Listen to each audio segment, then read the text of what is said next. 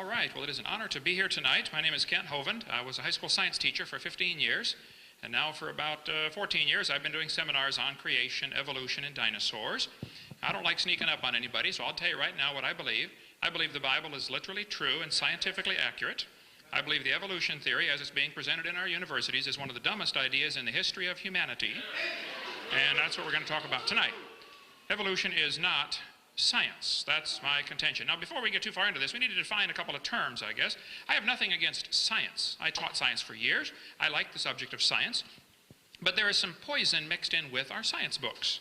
And that's all I'm concerned about. There are some lies that are used over and over and over and over to promote this evolution theory.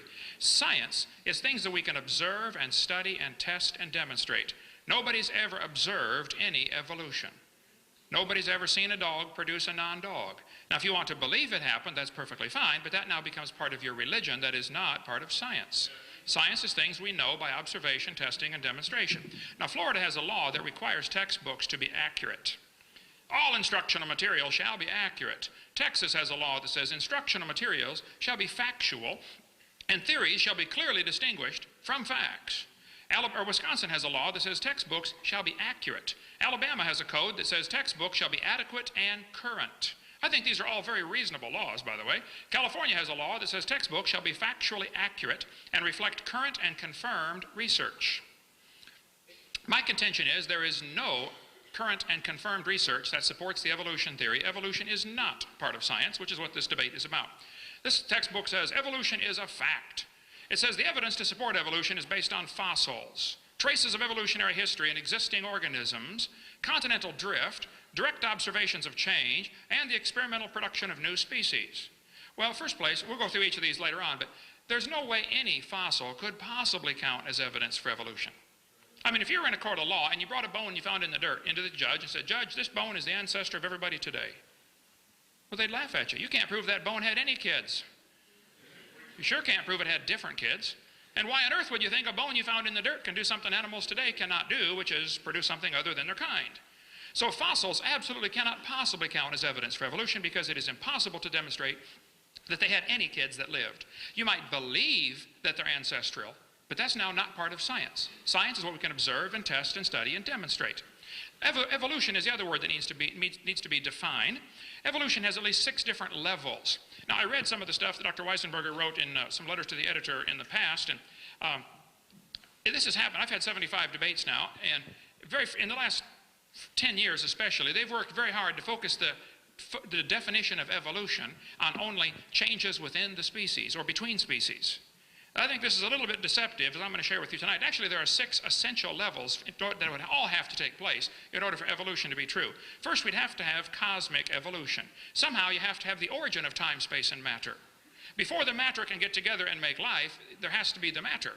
So how did the matter get here? Where did the energy come from? Where did the laws of nature come from? Those are all essential steps that they are included in the textbooks as part of evolution theory, but during debates, it's very frequent for the debater to say, well, this is not really what evolution is about. Well, I'm sorry, it has to happen for evolution to even take place. So yes, it is what evolution is about. Secondly, you'd have to have chemical evolution. According to the Big Bang theory, the Big Bang produced hydrogen and maybe some helium. Well, then how on earth did we get all these other elements? You mean uranium evolved from hydrogen?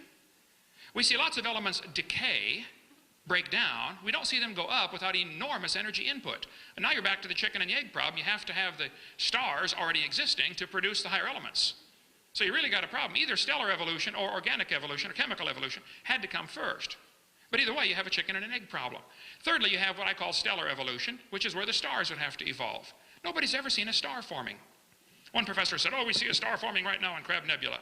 I said, "No, you don't. You see a spot getting brighter. You're assuming it is a star forming. It could be the dust is clearing and there's a star behind it." The fact is, we have never observed a star forming. We see stars blow up all the time. It's called a nova or a supernova. And yet there's enough stars out there right now that everybody on Earth can personally own 2 trillion of them to yourself. Those are the ones we know about. We don't know about the ones that we don't know about. Fourthly, there would have to be what's called organic evolution. Somewhere, somehow, long ago and far away, life had to get started by non-living material.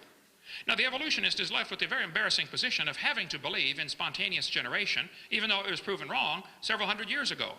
All the experiments by Francisco Redi and Louis Pasteur and many others have said, look, life begets life. Life does not come from non-living material.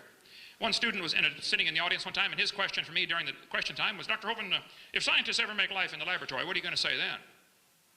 I said, well, first of all, they are a long ways from coming to that. They can barely make a few amino acids, okay? Secondly, if a bunch of intelligent scientists do produce life in the laboratory, then I would say that that proves that it takes intelligence to make life, which is what I've been saying all along, okay? But the evolutionist really is left with, I think, the very embarrassing and totally anti-intellectual position of thinking that life came from something that was non-living long ago and far away. Why could it happen only once? 3.5 billion years ago. Why isn't it happening commonly, frequently? Fourthly, we have what's called organic evolution.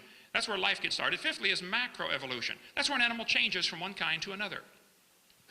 Nobody's ever seen this. The Bible says the animals bring forth after their kind, and so the definition of kind would be those that are able to bring forth. A dog and a wolf can mate and bring forth offspring. A dog and a banana cannot.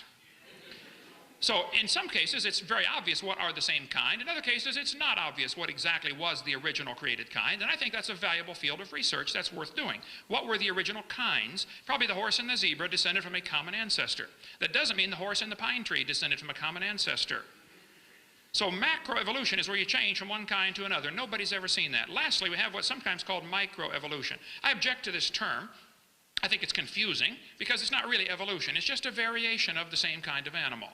But if you want to call it microevolution, I'll buy that with the qualification that I object to that, because it's really just a variety within the same kind. The first 5 steps that would have to take place are actually totally religious. Now, the professors that promote evolution are always trying to focus the attention on microevolution, where there are millions of examples. I mean, I agree, this one happens. There's no debate. Variations happen. The question is, are they limited or unlimited? And I think the obvious observations for the last 6,000 years of human history tell us variations are limited.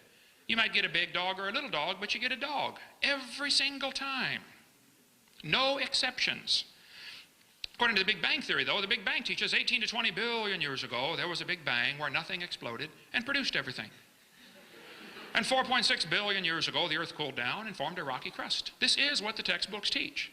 Now, how some professors can say this is not part of evolutionary theory, I don't understand that, because it is part of evolutionary theory. It is an essential step. You have to get the Earth here before anything can evolve on the Earth.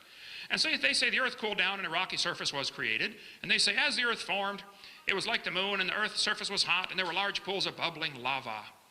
But oceans formed as it rained on the rocks for millions of years. This is what's in typical textbooks all across the world as part of the process of life getting here. This textbook says, then millions of years of torrential rains created great oceans. Yes, boys and girls, swirling in the waters of the oceans is a bubbling broth of complex chemicals. Progress from a complex chemical soup to a living organism is very slow. Wow, I guess it is. It's totally stopped. It doesn't even happen. That's how slow it is. This is pure imagination. This is a fantasy, okay? If they want to believe that, that's perfectly fine. But I resent them using my tax dollars to cut down a perfectly good tree and print that and sell it to the kids and teach it as if it's a fact. It's not science. This textbook author says the first self-replicating systems must have emerged in this organic soup. So the evolution theory teaches basically 20 billion years ago Big Bang, 4.6 billion years ago Earth formed, then it rained on the rocks for millions of years, turned them into soup, and the soup came alive 3 billion years ago. And this early life form found somebody to marry. Now there's a good trick. And something to eat, of course, and slowly evolved into everything we see today. That is pure fantasy. There's Grandpa, the soup right there, okay? Now, there's no question there's a lot of dogs, okay? No question. But the evolution theory believes all the dogs came from a rock. I would agree that all the dogs came from 2 dogs on Noah's Ark, but I would not agree that all the dogs came from a rock. So basically the 6 stages would have to go like this. There'd have to be cosmic, chemical, and stellar evolution during the first few billion years of this imaginary history of the world. Then we'd have to have organic evolution somewhere, somehow life has to get started. Then we have to have what's called macroevolution, where this life form changes to different kinds of life forms. Nobody has ever seen any of those, okay? Lastly, we have what's sometimes called microevolution. This one happens. That's all we observe. That's the end of science. Everything preceding this is pure religion, which you are welcome to believe. I don't care what you believe. You can believe whatever you want. But don't call it science, and don't make all the taxpayers pay to teach it to the kids like it's part of science, because it's not. But just the jump from micro to macro takes an enormous leap of faith and logic. We never see a dog produce a non-dog. This is pure fantasy based on imagination. I want you to look at how the textbooks will change the definition of the word evolution. This textbook says evolution is change over time. Oh, well, who can argue with that? I agree, things change. Then it narrows it down. In other words, living things have changed over time. Oh, now you've narrowed it down to living things. Well, it looks to me like you're skipping the first 4 steps that would have to happen. I mean, what happened to cosmic, chemical, stellar, and organic? I mean, you're just going to ignore them as if just take it as a given? I don't think so. That's a really major flaw in the evolution logic. Third, then they narrow it down again. Evolution can be defined as a change in species over time. Oh, well, I don't know anybody that would argue with that. Species change over time. The question is, are they limited? And the question is, do these changes lead to any macro changes? And the answer from all observable science is, no, they do not. If you want to believe they do, or they could have, or they might have, or given enough time, well, you're welcome to believe whatever you want. But now you've just gone into a fantasy world of religion. You've left science. And the topic of the debate tonight is evolution science. The first 5 meanings of the word are not science. What they really mean by evolution is all 6. They want you to think all 6 definitions are connected, and I can assure you they are not. There is no relationship between any of those. So what evidence do they give for the kids to believe this evolution theory? I collect textbooks. I have hundreds of them. Here's the typical evidence they use to support evolution, and I'm sure we'll see some of this tonight. They're going to say we've got evidence from fossils. I pointed out no fossil is it cannot possibly count for evolution. Evidence from structure. Evidence from molecular biology, DNA, we'll get into that. Evidence from development. They say the process of evolution is based on natural selection. Well, there's no evidence to support evolution except things that have been proven wrong years ago. We'll get into those in a minute. If there's real evidence for evolution, then please show me, but don't lie to the kids. I just think lies ought to be taken out of the textbooks, and then if you have anything left to support your theory, great, show it to me. But I'm telling you, what's being shown to the kids in this university to support the evolution theory is a bunch of things that have been proven wrong years ago. Get them out of the books and give me some real scientific evidence. Evolution's based on 2 faulty assumptions. They say mutations make something new and possibly better, sometimes worse, but hopefully it's better. Nobody's ever seen this happen. Then secondly, natural selection is supposed to make it survive and take over the population. Well, if you follow that logic through, evolution is a religion of death.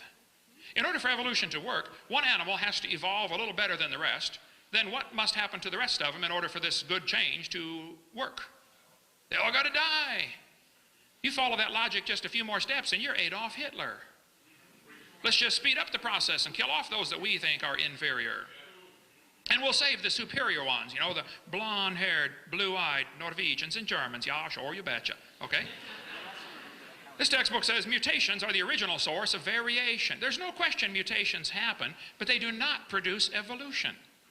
Mutations produce changes that are almost always fatal or certainly harmful. Nobody's ever demonstrated a positively beneficial mutation. There's a 5-legged bull, that's a mutant, but no new information is added. Here's a short-legged sheep, that's a mutant. But again, no new information is added. It's a loss of information. Here's a 2-headed turtle, that's a mutant. It's not ninja, but it's mutant, okay? And he's going to freeze first winter because nobody makes a double-neck turtleneck sweater. See? Mutations are scrambling existing information. Like scrambling up the letters of the word Christmas, you can get all sorts of different words. But you will never get Xerox, zebra, or queen out of the word Christmas because the letters are not available. A mutation should really produce some new information. This textbook shows the kids a fruit fly. Look what it says here. Boys and girls, normal fruit flies have 2 wings. This mutant has 4. By the way, he can't fly. This rare mutation, like most mutations, is harmful. Then it says, beneficial mutations are the raw material for natural selection. Oh, now hold on just a minute. Why didn't they give an example of a beneficial mutation? Why would they show the kids a bad one and then tell them, good ones is how it works? Show me a good one. Nobody's ever seen a good one. One guy told me, oh, I know a good one. He said, people in Africa that get sickle cell anemia cannot get malaria. Well, that's just brilliant. That's like saying if you cut off your legs, you can't get athlete's foot. Both sickle cell and malaria are detrimental. That's not an advancement. Think about it. They're going to say evolution and natural selection go together. No, it does not. Natural selection selects. It doesn't create, it selects. You can only select if there's something to select from. We had at our place a few weeks ago the world's smallest horse. Suppose I said, I'm going to get all the horses in the world, and I'm going to try to get horses that are the size of a flea. So anything over the size of a flea, I'm going to kill them all, and let only those under the size of a flea survive. How long would it take me to get a population of horses the size of a flea? It'll never happen because I have nothing to select from. Natural selection selects, it does not create. And how they get this idea that natural selection will create something, I don't know. It just simply selects. All biologists know it does not create properties. But Darwin said evolution by natural selection was going to be the way it happened. And this textbook says evolution by natural selection had occurred in just 1 year with the finches. Oh, come on. Darwin observed 14 varieties of finches on the Galapagos Islands. All he saw was that finches produce finches. Now, if you want to believe they came from a rock, well, you just go ahead and believe that, but that's not science. This textbook says natural selection can lead to evolution. I disagree. That is simply pure propaganda. Natural selection selects. It does not lead to any changes within the kind, or other than within the kind. It only causes varieties to be produced. If you worked in a factory that produced cars, and your job was quality control, check the cars before they sell them. You know, kick the tires, slam the doors, walk around, drive it, see if it works, okay? If you weeded out every single mistake, how long would it take to change the car to an airplane? You say, it never will. That's my point. Quality control can make it a good car and keep it a good car, but it can't change it to something else. And natural selection can keep it a good species, but it can't change it to something else. That's the whole point. You may get a big dog or a little dog, but you're going to get a dog, folks. There are some pretty bizarre varieties among the dog family, but they're all dog. And believe it or not, the Chihuahua and the Great Dane are still interfertile, except for a few mechanical problems, but it can be done, okay? Probably the dog, the wolf, and the coyote had a common ancestor. I wouldn't argue about that. But every kid knows they're the same animal. Anybody in the room here 5 or 6 or 7 years old? No, little ones. Well, I normally do this with a 5-year-old, and I'll ask them, okay, boys and girls, here we have a dog, a wolf, a coyote, and a banana. Which one is not like the others? Every single time they get it, okay, it's the banana. A child can tell you it's always the same kind. National Geographic ran an article about wolf to woof, how dogs evolve from wolves. I agree, but it's not evolution. It's a variety of the same kind, and they're still interfertile. And that's what the Bible says the kind definition was, those that can bring forth. So nothing new was created. The Bible says they bring forth after his kind, and if you got an exception to that, I'd like to see it. Variations happen, but they are limited. Farmers have been trying for years to get bigger pigs, but they're never going to get a pig as big as Texas. There are limits. Roaches down where I live in Florida become resistant to pesticides after a while, like bacteria become resistant to drugs. I agree. But the roaches will never become resistant to a sledgehammer, okay? There is a limit. And the bacteria have limits to how far they can vary within their already existing gene code. They always produce the same kind of plant or animal. That's not really evolution because the information was already present in the gene code. No new information is added. Real evolution would be new information. How long would the Chihuahuas last in the real world, huh? All these varieties that we get, if it wasn't for somebody protecting them, they wouldn't survive. Turn all the Chihuahuas loose back into the woods. They'd run up to the wolf. Yip, yip, yip, yip, yip, crunch. End of gene pool, right? Genetic information is always lost, not added. Real evolution means an increase in genetic complexity. I defy anybody to show me where that's happened and produced any changes in the population. I grew up in Illinois, corn country. We got so many kinds of corn, they number them. But you can crossbreed your corn from now till the cows come home, and you'll always get corn. You will never get a hamster or a tomato or a whale to grow on your corn stalk, okay? It ain't going to happen. Variety of dogs happen, I agree. This Irish textbook calls it divergent evolution. They say the poodle, the terrier, and the collie had a common ancestor. Oh, come on, it's still a dog. Giving it a fancy name doesn't change the facts. It's not divergent evolution, it's a variety of dog. That's deceptive. See, they're going to give this as evidence for evolution, and then the kid psychologically is going to think the whole theory's been proven, when nothing could be further from the truth. This Mexican textbook says the zebra and the horse had a common ancestor. I agree, and it looked like a horse. 4-wheel drive, genuine leather upholstery, all the standard equipment. Okay, it was a horse. They got big horses and little horses today, all kinds of them. And it's interesting, horses, they're limited. There's some folks in California that have contests. They crossbreed horses, zebras, donkeys. They get zorses, zonkies, zionis, zedonks, and chebras. Here's their website. They're all interbreeding. Okay, guess what that proves? They probably came from the original kind. A horse. There's a bunch of zebroids running around.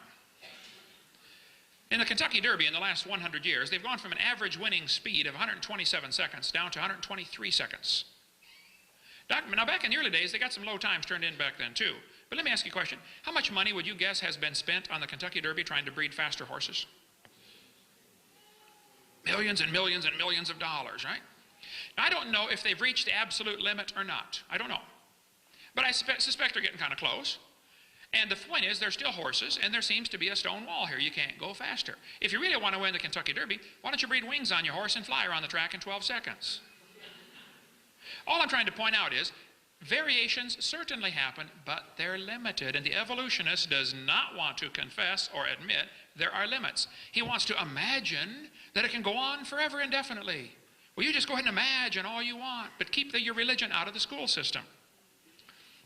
There's a variety of cows, no question. They probably had a common ancestor. It was a cow. There's a bunch of chickens. What kind of chicken you want? You want to get cherry eggers, brown leghorns, golden comets? This magazine that sells chicken says, boys and girls, jungle fowl are the original bird from which all varieties and strains of domesticated chickens are derived. You know, all the chickens had a common ancestor. Guess what it was? Chicken.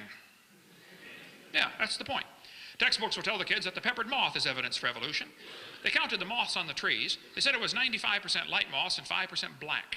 Then, so the story goes, they burned coal in the factories and the trees turned black. And they counted the moths again, renewed their government grant, and found out it's now 5% light and 95% black. Truth of the matter is the whole story is a phony. It didn't happen, okay? The guy glued dead moths on the trees to take that picture for your textbook, okay? After 40 years of watching, they found 2 moths on the trees. 2. What's 95% of 2?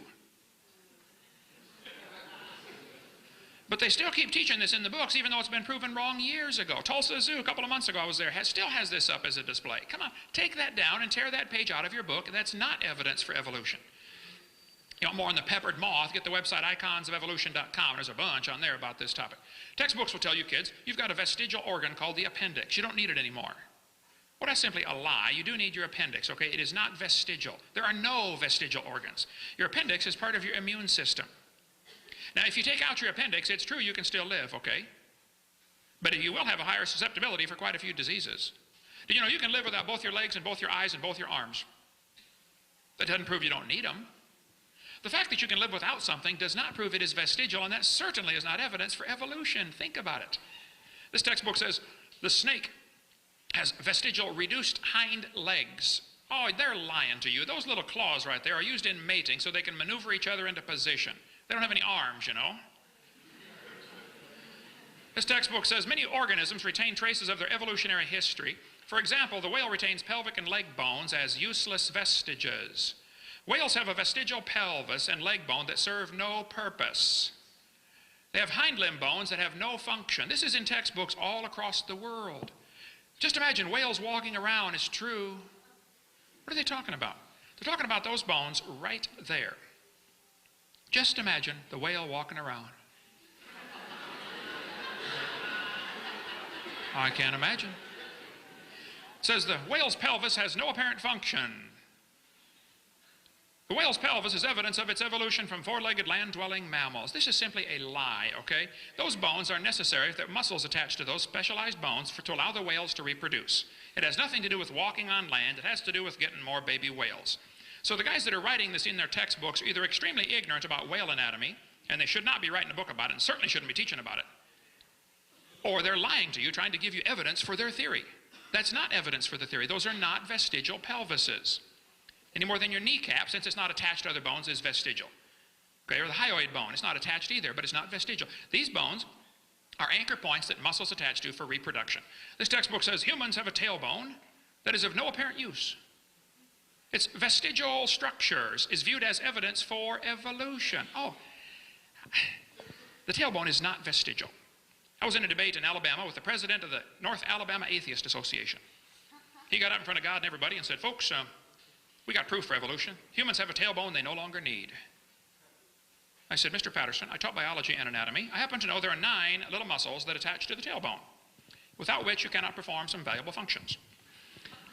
tell you what they all are, but trust me, you need those muscles. I said, now, if you think the tailbone is vestigial, I will pay to have yours removed. Bend over. It's not a vestigial tailbone, okay? And by the way, kids, if any biology professor or any anatomy professor ever tells you the tailbone is vestigial, my offer is still good. I will pay to have theirs removed. Tell them put up or shut up. It is not vestigial, okay? This textbook says the coccyx at the end of the human vertebral column is no apparent function and is thought to be the remainder of bones that once occupied the long tail of a tree-living ancestor. They told me when I was a kid, man used to have a tail, but he lost it because we didn't need it. I thought, didn't need it. Have you ever thought how handy a tail would be? Have you ever come to the door with 2 sacks of groceries? And you could open that thing up and walk right in there, you know.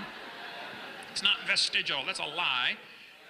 And a lot of functions for those tailbones, all right? There are no vestigial structures, and if there were, that would be the opposite of evolution.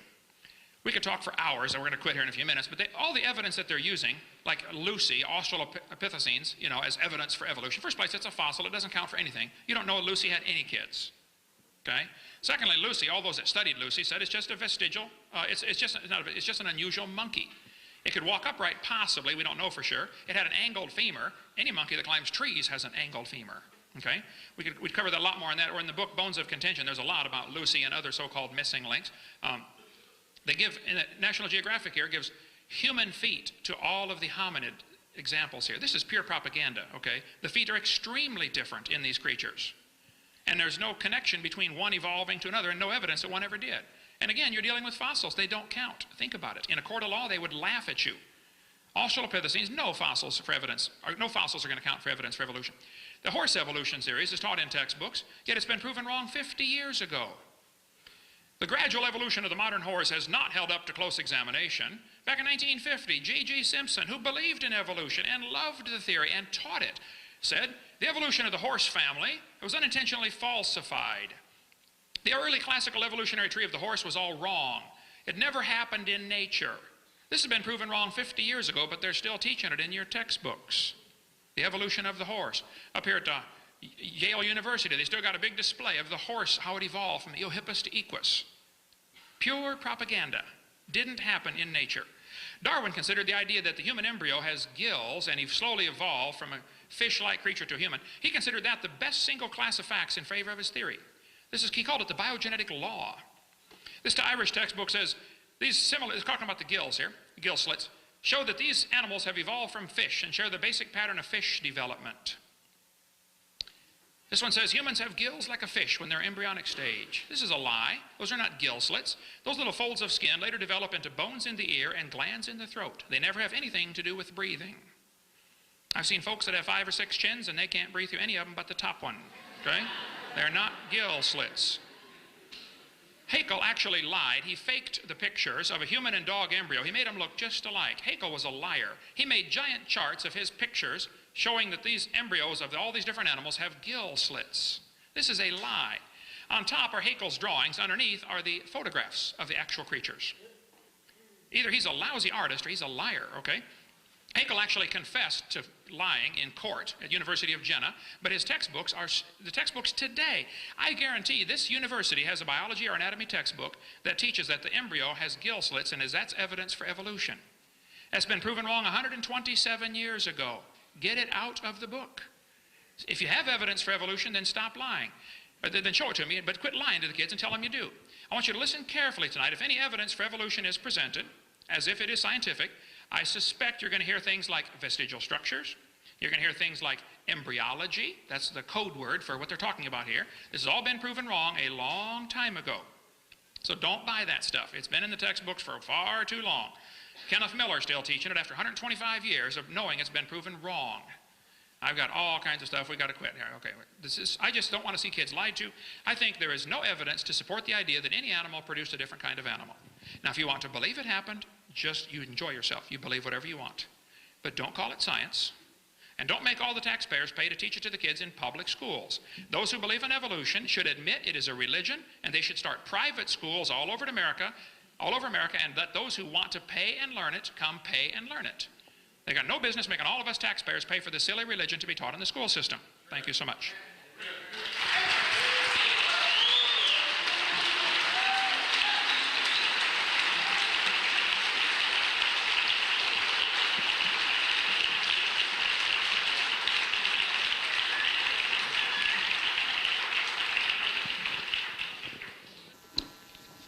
started by saying that, in fact, I'm not going to come here today and give you a class on evolution. You are more than welcome to come and take my class on evolution. Or if you want to see responses to what he said, Scientific American had a, I don't know if you can read that. Can you read see the overhead all right in the back? Okay. Scientific American had a point-by-point response to the stuff that the creationists say. I wrote a letter to Scientific American after this. They didn't publish it. I think I know why. But and I said, excuse me, you just walked right into their trap, you fools. Right? What do they want, the creationists? They want to put their ideas, their theories, and evolution on a kind of equal basis, right? It's like right here. It's me versus him, right? And that's what they did in Scientific American. Love it. They say, oh, because now what they're going to do on their website, they'll say, oh no, Scientific American's all wrong. I point out something to you, and it's important to me, if not to you. There are thousands upon thousands, tens upon tens of thousands of hard-working, intelligent, well-educated scientists. These are the people who are out there digging the fossils that he doesn't think matter, but they're sure as hell working their butts off, digging them and studying them, right? There's thousands of others analyzing the DNA of organisms, trying to sort them out, collecting animals, right? They're standing behind me. You can't see them. They're all busy working, doing their science, okay? So this is, of course, in a sense, a totally unfair argument. He'll say X, I'll say Y. You'll say, well, I believe X because I came in here to believe in X. So read that if you want the response. I have actually a different focus. I'm not going to sit here and defend evolution. It doesn't need defending. Okay?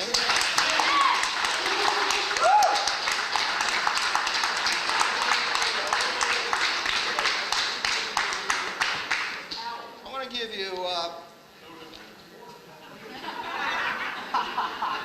to give you the revelation of Richard. And God appeared to me, and she said, Richard, I created all that you see and study, the mountains and their fossils, strewn rocks, the fish in the sea, the birds in the air, even the isotopes in the stones by which you measure their age. Actually happened. I was stunned. God was a woman. And yet, what else would she be? Again, God spake, excuse me, it's biblical. Then God spake. What say you to these revelations, Richard? Wilt thou not give up thy false idol of evolution? Nay, God, though I find your revelations interesting, you have given me no cause to give up the theory of evolution. It is indeed a great wonder that you have created, but the facts remain unchanged. Evolution alone allows us humble scientists to understand your creations and to predict what we will find when we explore it further. Until evolution fails me, I must follow it, for I will not abandon my oath as a scientist. Facts, verifiable facts, must be my one true God. Yeah. So, now let me say, one of the problems with this whole debate is in the scientific community there is no debate, right? Scientists who study this stuff pretty much, you know, they pretty much ignore the creationists until they discover their kids can't learn evolution in science class, all right? Now, I just want to give you a taste of sort of what's going on. And what I did, I have here the last two issues of Science and Nature. These are the premier weekly science journals. And I went through them. This is from last week. This is 25 October and 24th of October. and looked for any articles related to evolution. So this is sort of a random selection, right? So let me just quickly share with you some of the current, and this is all, I'm going to talk about everything, every time evolution or an evolution subject came up in these, I'm going to share it with you just briefly. You, of course, can go to the library and read the articles yourself. The first one, I'm looking now at Science. First one is kind of Jumbled DNA Separates Chimps in Humans, with a picture of a chimp and a child. So with that, I don't have a projector of this. The results are quite exciting, says Michael Connolly, a human geneticist at Indiana University. With this research, we can really find out so much more about evolution. Okay? Actually, what they discovered is they're finding there's somewhat more genetic difference than they originally had measured. Because see, now the data is coming in much more rich data. We're getting the sequence of the genes, of the DNA. So the data is much richer, and they're looking forward to that. The next article called Cuts at Dino Monument Anger Researchers. The researchers are mad at Dinosaur National Monument in Colorado, I guess where it is, because they're cutting back the staff of people who are studying dinosaur fossils. And actually the quote I thought was interesting was that Amy Henrici of Carnegie Mellon Museum in Pittsburgh, she studies some of the oldest frog fossils. Her specialty is frog fossils. Now, who would study frog fossils? Somebody in the evolution of amphibians, I guess, right? And she's very upset because now she's not going to have enough easy access to the material she needs to do her science. What's she going to do without her frog fossils? I don't know. Become a creationist, I suppose. No, she's a scientist. She needs facts. She needs data. She needs those fossils. Those fossils do tell a story. You know, he says, oh, you can't prove anything by fossils. Well, you got to prove something by it. The next article is titled Darwin Retains Seat in Ohio. It's a news article. Having to do with the battle between creationists and evolution in Ohio schools, with an attempt to, of course, get the one version or another of creationism into the schools. What was interesting, actually, there was a survey did just before the vote. Case Western University did a survey. I don't know who they surveyed. It's a very short article. It says of 500 respondents, including some from fundamentalist colleges, 93% they were not aware of any evidence that challenges the principles of evolution. I don't know who those other 7% are. Maybe they are from those fundamental schools, but 93% is still pretty good. I think from working biologists, it's 100%. People who actually study biology.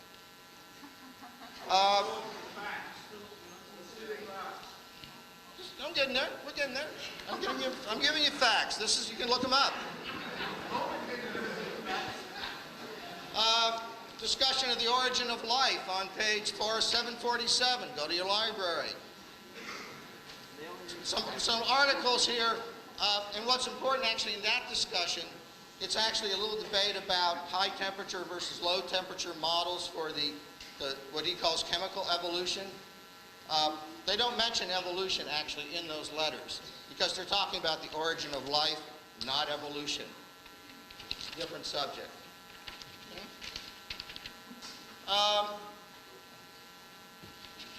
Well, there's another thing here which is way too complex to get into about network theory. Pass on that one. There's another one about aging and the evolution of aging and how that could have happened, aging theories. If you want, you can look it up and see how they're applying evolution theory to that study. Want some facts? I'll give you some facts. Okay, let me jump right ahead to that. I'll skip some of these other articles because turned out there was really some interesting ones in this issue of Nature. Here's an article. You're going to love this title. Contemporary Fisherian Life History Evolution of Small Salmonoid Populations. Of course, he's going to say this is just microevolution, but they actually do it, and is demonstrated through a study of the salmon population that it has evolved over the time that they've been studying it. So they actually have the actual data showing evolution in that population. And finally, in this issue, or not finally, there's one more, something about moths' mating preference. And they've done a study of moths and how the chromosomal structure in the moths and how the sexual gender is determined in moths relates to their evolution.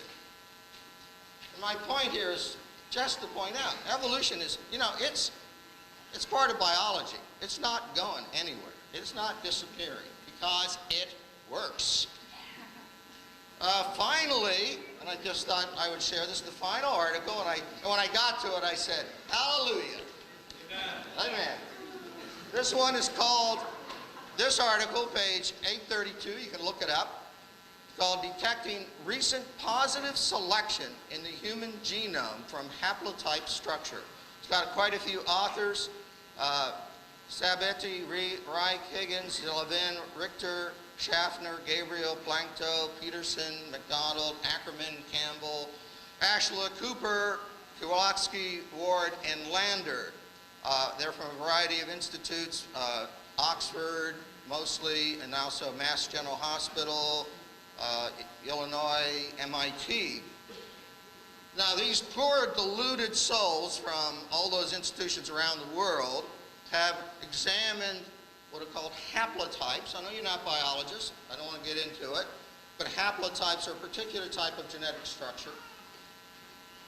And they've looked at those haplotypes, and from that, I'll quote for you, it says, core haplotypes, I'm sorry about all the, sometimes the lingo is a little, it's just what it is. I can't, I'm not responsible for it. Core haplotypes, what's that? What a haplotype is? A haplotype is several genes on a chromosome that are inherited together. So what they're doing is looking at several genes that are inherited together and analyzing the pattern of that inheritance. And here's what they say. For haplotypes that have an unusually high haplotype homozygosity, I'm not going to explain that, indicate the presence of a mutation that rose to prominence in the human gene pool faster than expected under neutral evolution. And they conclude that these data show significant evidence of selection, that is evolution by natural selection. I just need to wet my whistle. So, now look, I know you want me to stand up here and talk about the wonderful fossils and the peppered moth. I don't like errors and lies any more than anybody else in textbooks. I can tell you, by the way, I'm writing a textbook myself, and putting figures in a textbook is a nightmare, and I now know better why those textbook figures keep popping up over and over again. Okay? What I'm here to do is teach you a little bit about science, because here's the fundamental problem. Creationists don't do science. They don't understand science. They're clueless.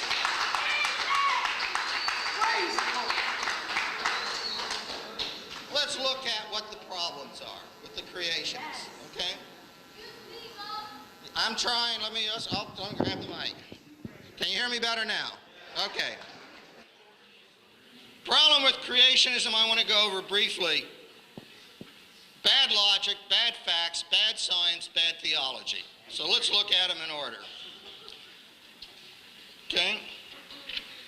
First of all, here's an example of creationist logic.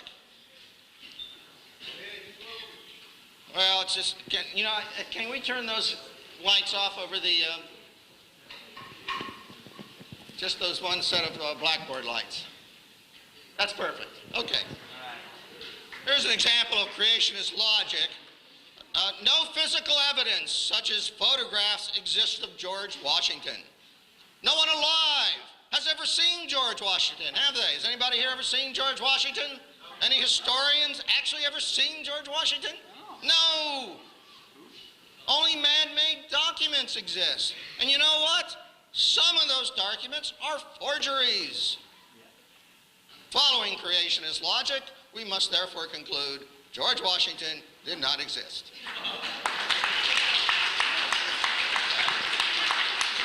Look, that's not the way science works.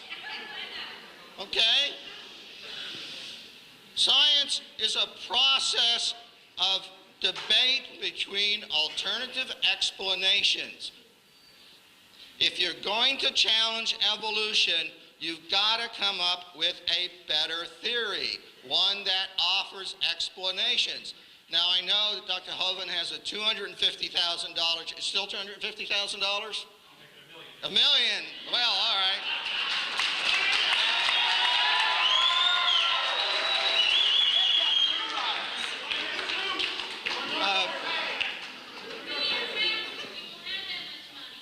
I'm sorry, I'm jumping ahead. I haven't got to my challenge yet. I mentioned also bad fact. Here's what the creationists do about the facts.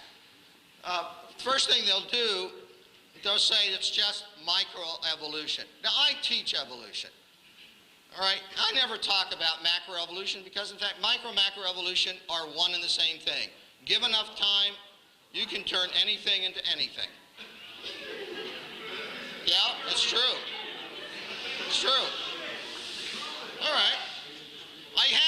It's proven. You got the fossil record. It shows all the steps.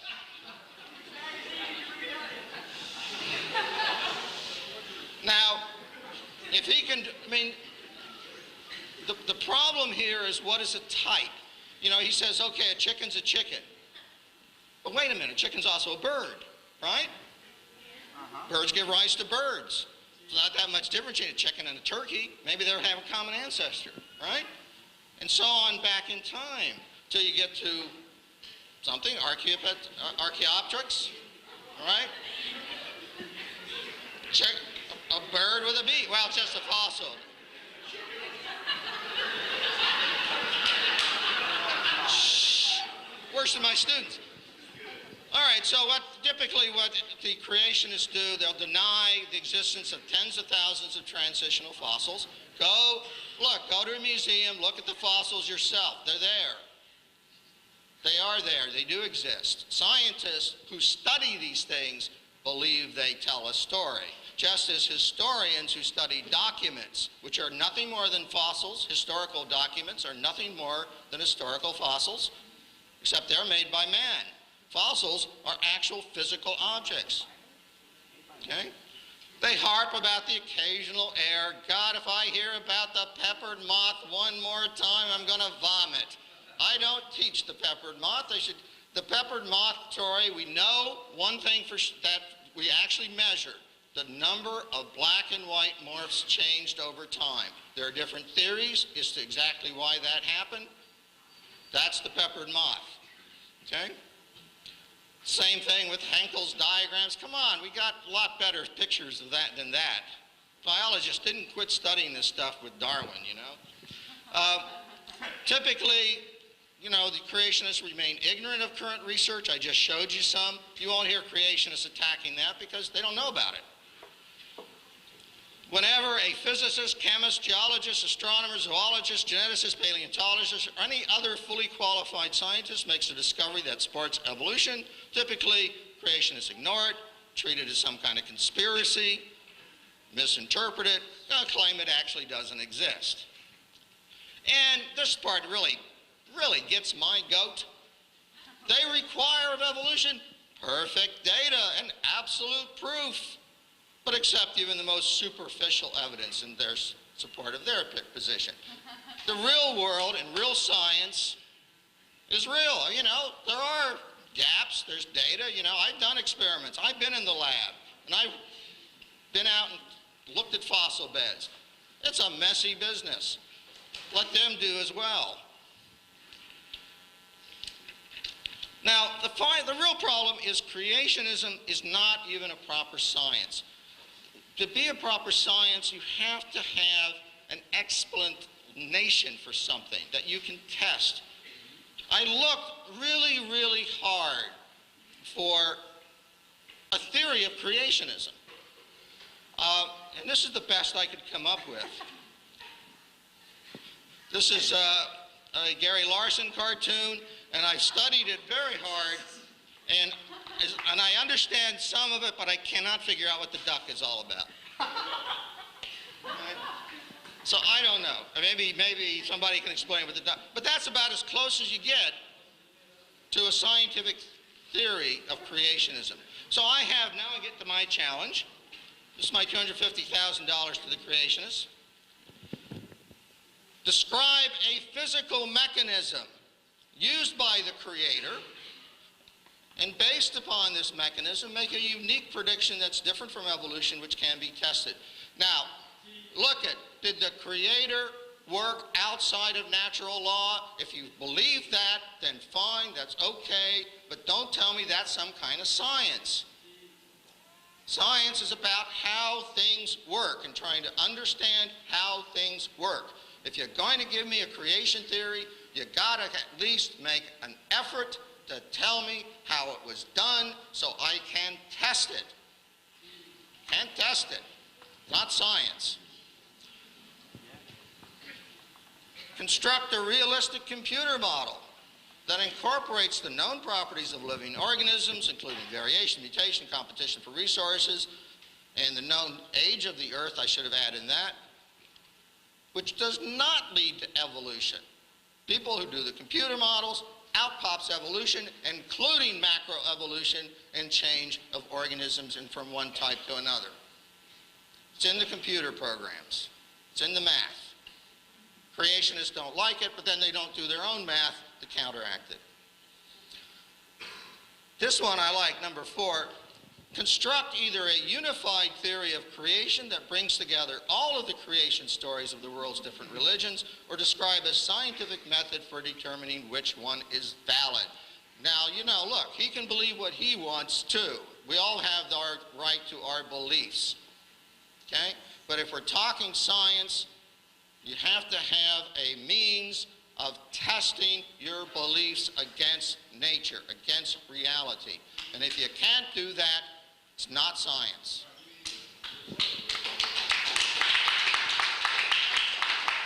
Let's talk about,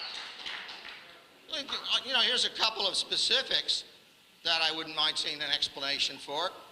Explain why the Creator placed unique species on the islands of the world, as well as different species on different continents. I guess there was a whim of the Creator. Evolution explains that naturally. It's a process of evolution. Maybe he has an explanation. I don't know. I haven't heard one from creationism. Explain why creationism does not violate the laws of conservation of mass, first and second laws of thermodynamics. Why we should abandon these laws. One of the things that really gets my goat is sometimes creationists will say, well, evolution violates such and such a law of nature. First law, second law, whatever. Wait a minute, you're talking about a process that's outside of natural law. How can you attack us who understand and use natural law? It's a mystery to me. Okay?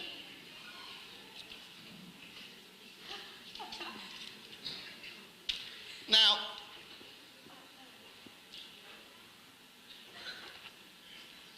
pointed out, then creationism misuses the facts, all right?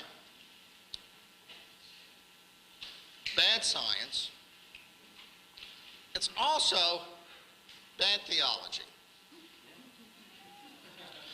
Let me just tell you a little story. True story, actually. Some of my stories are true. When I was in college, I'm an evolutionary biologist. Well, you can't believe me. When I was in college, I had a roommate who was a born-again Christian, and he used to, every night, would read the Bible. And frankly, it used to irritate me. He'd have the light on, and I'd be trying to sleep, and I'd hear those pages flip. And I said to him one day, I said, come on, you know, that Bible, you can interpret it any which way, blah, blah, you know, the usual argument that you get between somebody of my beliefs and somebody of his beliefs. So I took the Bible from him and I said, look, I'll interpret something in the Bible. I opened it up and I wound up in Revelations and started reading the seventh seal. And here are some bits from it. And he opened the pit, and there arose a great smoke out of the pit as the smoke of a great furnace, and the sun and the air were darkened by reason of the smoke of the pit. And there came out of the smoke locusts upon the earth, and into them was given power as the scorpions have power. And it was given them that they should not kill them, but that they should be tormented for 5 months. And their torment was the torment of a scorpion when he striketh a man. And on their heads were as it were crowns like gold, and their faces were as the faces of men. And they had breastplates, as it were breastplates of iron, and the sound of their wings was the sound of chariots of many horses running to battle. And I looked at that, and I said to my roommate, this was about 1960, I don't want to tell, 1960 something. I've been around for a while, but it was at the height of the Cold War, right? Where we were afraid that we're going to have a nuclear holocaust. And I said, oh, well, this is easy. I can interpret that. The pit, that's an underground missile silo. And these locusts with breastplates of iron, those are the missiles, right? And they come out of the ground. There's smoke. There's a great furnace, right? And there's this sound of many chariots as the rockets come from the earth, and kaboom, and then you get, you know, a nuclear attack and radiation poisoning, and and I was saying all this to him, and then all of a sudden I thought, and he looked at me, and he said, you see? And I went, oh my gosh, you know, that's quite yeah, that's really something. Yeah. Now, if I was interpreting this today, I would make it a little different. I'd probably say that the 5 months torment here, that's probably from Saddam Hussein and his factories of biological or chemical warfare, and that the interesting was the breastplates of iron and the faces of man, these locusts had the faces of men. I said, yeah, that would probably be a portrait of Saddam Hussein, because he puts his portrait on everything, be on the missiles too. Look, my point is this. You know, I know he's a good Christian. My opponent's a good Christian, and many good Christians here. But doesn't this tell us then that we better get out there and start killing locusts? Can we not be moved to action? Right?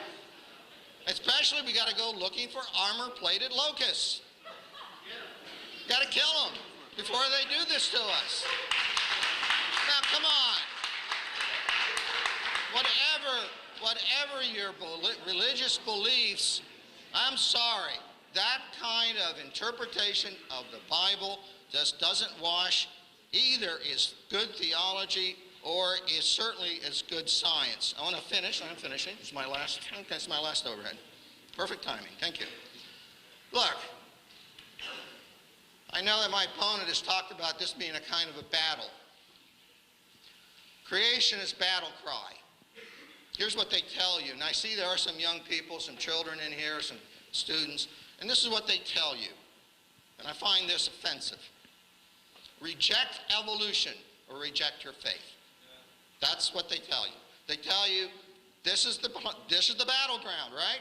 If you are an evolutionist, you believe in evolution, well, then you've got to reject that particular version of the faith, right? Can you be a good Christian and reject and accept evolution? Well, okay, there you go. And I say to them, that is not the way it should be. There's a peace offering. Okay? Science and religion deal with different domains of human experience. If you want to have a battle and you want to put your religion, toe-to-toe with science, nobody gains, right? You say to the young person growing up who's studying biology and learning about fossils and learning about DNA, you say to that young person, hey, don't accept that, otherwise you can't be a good Christian. Now, I'm sorry, that's offensive, okay?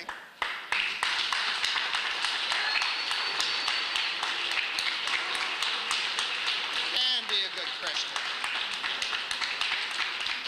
You can accept facts, scientists, there are many good Christians, many good Jews, many good Buddhists, Muslims, whatever, in the scientific community who study evolution. And they deserve the respect that they've earned from their hard work. Okay? Thank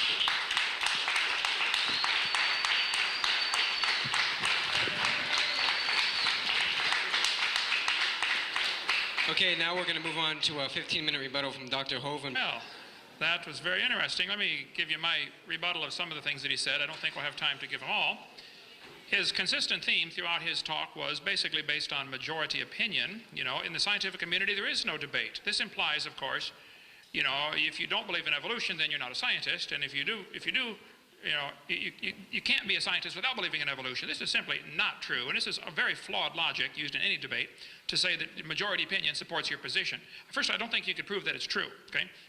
I think you'd find there are thousands of scientists very actively involved in major branches of science that are strong Bible-believing creationists. But I want to point out, the debate tonight is evolution, science, and he continually brought in, you know, things about creation, which is not what the debate's supposed to be about, okay? I'm willing to debate that, but that's not the topic tonight. Okay, he said there are tens of thousands of scientists digging fossils and they support evolution. Great, tell them, go for it. There were tens of thousands of people who thought that big rocks fall faster than little rocks at one time. That was taught for 2,000 years in the school system. And it was wrong. There were tens of thousands of people that thought if you took your blood out, you would get better. It's called the doctrine of humors. They were wrong.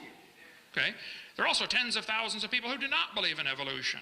All the polls show that only about 9% of the population of America believes in the evolution theory with no God involved. Another 30% think God used evolution. Even the two together is a vast minority of the population, okay? So you don't go on majority opinion anyway, but if you want to go on majority opinion, then the majority support the creation view, okay? He said, this is important to me. I guess so. You get paid by the taxpayers to teach this stuff. Of course it's important to you.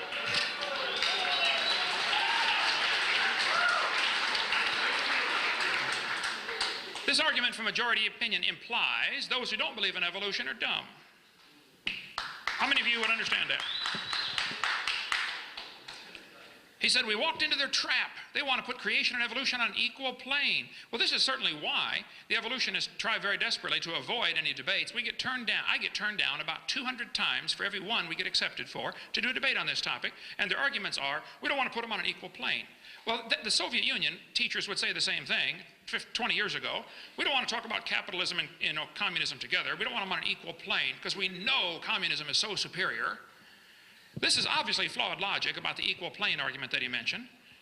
Students ought to be able to see all sides of the issue. If you're not showing all sides of the issue, you're indoctrinating, you're not educating.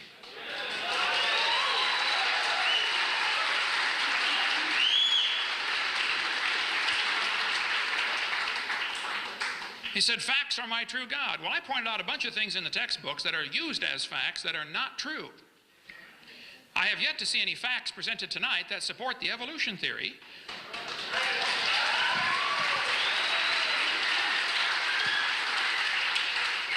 Also, I'd like you to show me any facts that have stood the test of time. I don't know if you caught what he said earlier, but he talked about creationists don't keep up on the most current research. The most current research. Well, first place, I think a lot of creationists, myself included, try to keep up on the most current research. But the fact of the matter is, the evolutionists are always relying on the most current research. They'll say, well, we just discovered in the laboratory. I say, wait a minute, right there. This theory's been around for 140 years. You're relying on things that are just discovered and haven't stood the test of time yet. Like the one in November 99, when National Geographic ran the big article about the fossil, half bird, half reptile. 3 months later, it's proven fraudulent. This happens over and over and over in the evolution theory. They teach something for a few years. Oops, we're sorry, it was wrong. Okay, let's go teach something else. Oh, we're sorry, it's wrong. Okay, we'll teach something else. Forget about this current, don't forget about the current research. I'm in favor of that. But Don't use that as evidence till it has stood the test of time. Show me some facts that have stood the test of time. All of the so-called cavemen get proven wrong one by one. Nebraska man was in the textbooks for a while. Piltdown man was in the textbooks for 40 years and it was proven wrong. It was a deliberate fraud. Just study the facts and you'll see there are no facts that support evolution theory that have stood the test of time. All false theories die very hard. The geocentric theory died a horrible death along with people who dared to question it, okay? Doctrine of humors died hard. Evolution is a dying religion and its adherents are running scared. Creationists don't do science because you can't test it. Well, creationists are not asking the taxpayers to pay for their view to be taught, so the burden of proof is on the evolutionist. Richard Dawkins said, it's absolutely safe to say if you meet someone who claims not to believe in evolution, that person is ignorant, stupid, or insane, or wicked. Well, Richard Dawkins has refused to debate creationists for many years. I was over in England 2 weeks ago. I'll debate him any time with half my brain tied behind my back. Okay? If we stick with the scientific facts, tell him. We've already sent letters to him. Kenneth Miller, who teaches evolution and writes books about it, I debated him on the radio one time. He's a Catholic, writes a lot of textbooks about biology and evolution. He said evolution is controversial in some circles. As if, well, only those people who are stupid don't accept this wonderful revelation that we all came from a rock 4.6 billion years ago. Karl Popper said evolution is not a fact. It doesn't even qualify as a theory or hypothesis. It's a metaphysical research program. It's not testable science. Julian Huxley, Thomas Huxley's grandson, said, I suppose the reason why we leapt at the origin of species was that the idea of God interfered with our sexual mores. Ooh, now we're getting to some truth here. If you don't want God telling you what to do, that's perfectly fine. I don't care if you obey God or not. You can live your life any way you want, but don't stand behind some flimsy religion called evolution and claim that justifies your rejection of the obvious, that dogs produce dogs and cats produce cats and life begets life. There's no evidence for this evolution theory. Michael Roos, professor of philosophy and zoology at University of Guelph, said evolution is promoted by its practitioners as more than a mere science. Evolution is promulgated as an ideology, a secular religion, a full-fledged alternative to Christianity with meaning and morality. I am an ardent evolutionist and an ex-Christian. But I must admit in this one complaint, and Mr. Gish is but one of many to make it, the literalists are absolutely right. Evolution is a religion. This was true of evolution in the beginning, and it's true of evolution still today. Sir Arthur Keith, who wrote the foreword to Darwin's 100-year anniversary book, 1959 edition to Darwin's book, Arthur Keith, who believed in evolution, said, evolution is unproved and unprovable. We believe it because the only alternative is special creation, and that is unthinkable. Professor Bonar said, evolution is a fairy tale for grown-ups. The theory has helped nothing in the progress of science. It is useless. So don't tell me that all scientists believe in evolution. You're simply mistaken, okay? Plus, it wouldn't be good logic to use that as an argument because majority opinion means nothing. The majority of the Taliban thought they did what was right, okay? Malcolm Muggeridge said, I'm convinced that the theory of evolution, especially the extent to which it's been applied, will be one of the great jokes in the history books of the future. Posterity will marvel that so flimsy and dubious an hypothesis could be accepted with such incredible credulity that it has. How can people believe we all came from a rock 4.6 billion years ago? Scientists who go about teaching evolution are great con men. The story they are telling is maybe the greatest hoax ever. In explaining evolution, we do not have one iota of fact. Fred Hoyle said the only way life could have come into existence is because some superintelligence having created it. So he says, well, maybe it came here from outer space. Well, you're transplanting the problem to a different place. How did it get started? That's not a solution. Pierre de Chardin, who was involved in the fraud of Piltdown Man, okay, Catholic priest who promoted all kinds of false evidence to support the evolution theory. Pierre de Chardin said, evolution is a general postulate to which all theories, all hypotheses must henceforth bow in order to be thinkable and true. Evolution is a light which illuminates all facts, which all lines of thought must follow. This is what evolution is. Talk about a mantra. That's a religious, dogmatic statement. That's not science. Nobody's ever seen any evolution other than the micro changes we see within the same kind. My opponent asked for a testable hypothesis. Okay, here's my hypothesis. This world was created by an intelligent creator, and everything was created within a few days of each other. This is the only way to explain all the millions of symbiotic relationships we find in nature. Certain plants require certain animals require each other to transport seeds or whatever. If you want to think that these things evolve separately, you're welcome to do that, but I think it's more logical to say they're so complex they had to be designed. First of all, the design indicates there was a designer, and the complexity indicates there was a really intelligent designer, and the interrelation between all these plants and animals, including the fact that plants give off oxygen and animals give off CO2 and they reciprocate the gases, there are billions of examples that you would have to say it is best explained with a creation of these things fully formed and in close proximity to each other within a few days. Then I think there was a worldwide flood about 4,400 years ago that buried this world and produced billions and billions of fossils, which we're still digging up today. All of the fossils that we find are indication that there was a rapid burial, catastrophic burial, in enormous amounts of mud. There are layers of limestone that cover just about the entire United States. The fossil layers the layers of rock that we see, the so-called geologic column, by the way, the geologic column does not exist except in the imagination, but the layers of the rock that we see are best explained by being deposited very rapidly within just a few moments of each other, actually. All over the world, petrified trees are found standing up, running through multiple rock layers. People say these layers form separately over millions of years. I just don't think that's logical. Can you focus that just a little bit for me there, brother? Turn the outer one. If somebody wants to believe that these layers form, separately over millions of years, they're welcome to do that, but I think that the scientific evidence would say this is simply not true. Millions, maybe not millions, I know thousands and possibly even millions of petrified trees exist in the world, standing up in the vertical position. They're all over the world. These fossilized trees are connecting all these different layers that they're telling us are different ages. So back in 1830, they started teaching the layers of the rock are different ages. And somebody swallowed that and started saying, oh, wow, well, then that means this earth is millions of years old. The fact of the matter is the evidence we see from fossils, from digging in the ground, is you see petrified trees extending from one seam of coal right through 20 feet of rock into another seam of coal. They're found all over the world. Petrified trees in the vertical position are indications that these layers are not different ages.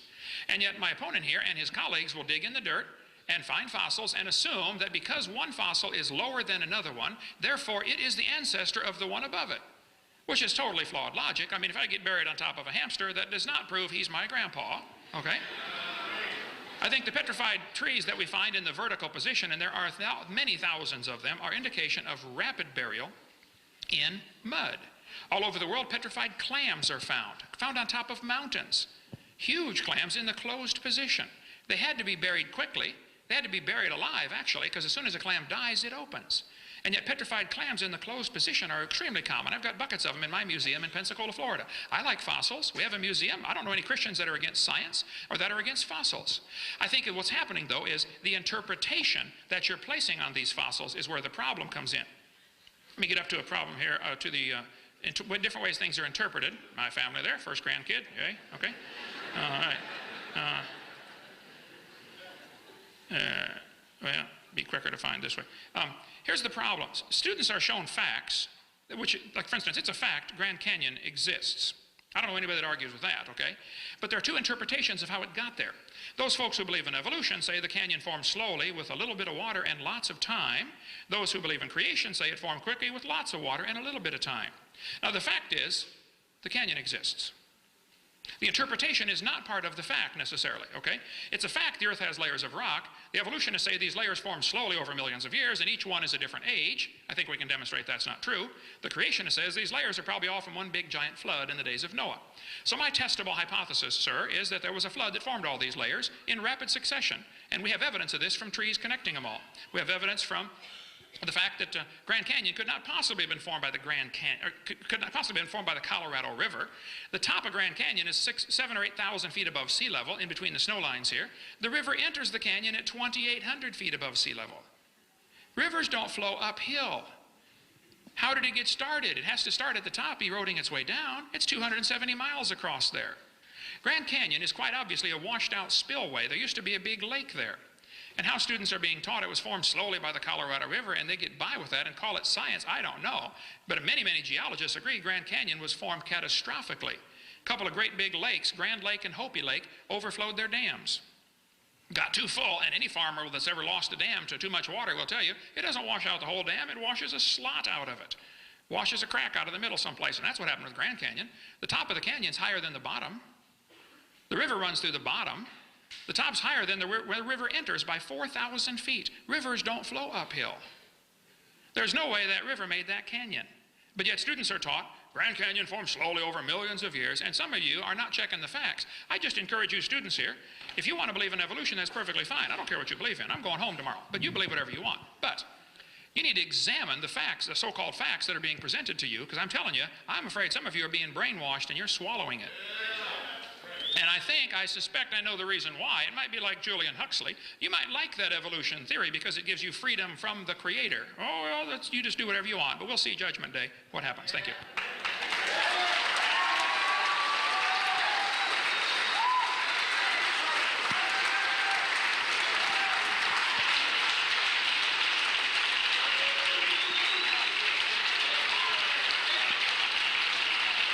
Okay, everybody.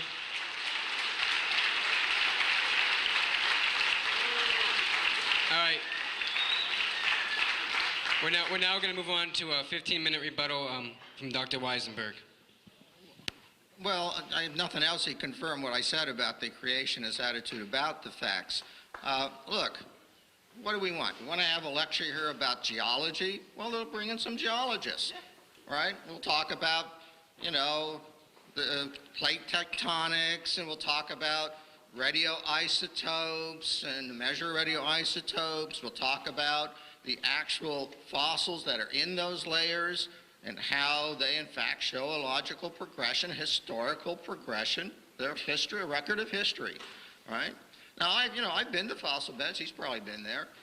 You know, it's really amazing to see. For example, you can go up the Catskills as I've been. There's fossilized coral reefs. I mean, there are coral reefs in middle New York State. Now, I can explain that from the combination of, you know, plate tectonics and evolution. There's no problem. We have the data, we have the ages, we have the mechanisms. It's all there. I can go a little further away and I can find beds of trilobite fossils, thousands of them, embedded in what was obviously mud at one time. You can dig, and I would challenge my opponent. You can dig all you want in those fossil beds. You can dig, you can dig, you can dig. You will never find a bony fish or any sign of anything that came afterwards. Okay? He talks about dinosaurs. You know, the creationists love it because every now and then somebody will say they found a human footprint or something like that embedded with dinosaur fossils. Come on, there are thousands upon millions of dinosaur fossils. There are some 800, but the Dinosaur National Park thinks about 500 square miles or something. It's huge. And it's millions of dinosaur fossils and other fossils dating back to 100 million or so years ago. You won't find a trace of a human remain. And so, you know, what the creationists do is they proclaim that certain things can't have happened. They say, oh, it doesn't make sense. It could not have happened. We've never seen this, right? And because they proclaim it, we're exposed to say, okay, we're just going to ignore all the evidence, ignore the geologists, ignore the physicists, ignore the chemists, ignore the paleontologists, because the creationists don't have the imagination or something, right? I don't know what it is, because I don't have any problem understanding how slow change contains a single cell. And by the way, let me say something about the banana and the dog, right? Here's an interesting fact. If you take and look at what's inside that banana and those dogs, they're awfully similar. It's cells. It's DNA. You know, you can take a picture of a cell. Now we can tell, I can tell an animal cell from a plant cell. But if I get an electron micrograph of an animal cell, for example, I can't tell if it comes from a worm or a person. All right? They look basically the same. All right? The same parts. It's like, you know, it's like saying if you've got a bunch of a Lego set, all you can build is what's on the package, right? The little label on the package that shows you can build a truck out of your Legos. No, you can build all kinds of things out of those Legos, okay? And the people who study this, who do the math, who do the computer programs, and in my imagination, I have no problem seeing how you can do that in slow steps. And it's been shown that you can, in fact, do that. And the historical evidence says that's what happened. Now look, you know, this is the book I use in my class. It's a skinny little book because I didn't want my students to have to pay too much money. You know, it happens to be full of tons of data. I will point out there's actually the peppered moth story is not in here. Henkel's diagrams are not in here, but there's a ton of data. There's a ton of experiments and diagrams, and I mean, you know, 150 years of study of evolution, and it's still progressing. We still do it because you know why? We're scientists. He complains that, you know, things change, we're making new discoveries. Hello, we're scientists. That's what we do. We study nature, right? And so far, except for creationists making proclamations that we're all wrong because they don't understand it or they have some different explanation, the evolutionary biology is the best we got, and until they can come up with something better, that's what we got to teach our kids. You teach the best science.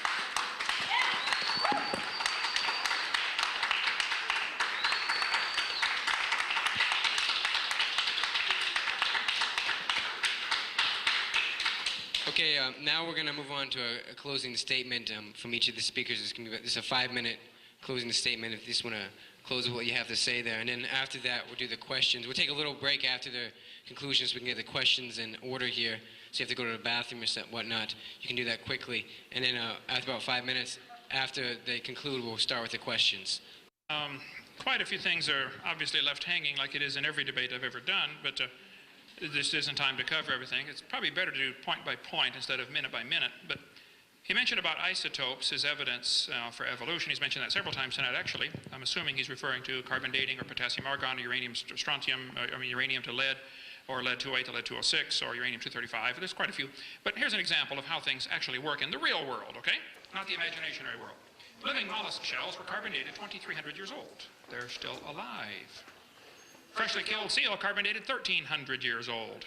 It just died. Shells from living snails carbon dated 27,000 years old. Proceedings of the 12th Nobel Symposium said, if a C14 date supports our theories, we put it in the main text. If it does not entirely contradict them, we put it in a footnote. If it's completely out of date, we just drop it. Well, then here more recently, Anthropological Journal of Canada said, no matter how useful it is, the radiocarbon method is still not capable of yielding accurate, reliable results. There are gross discrepancies, the chronology is uneven and relative, and the accepted dates are actually selected dates.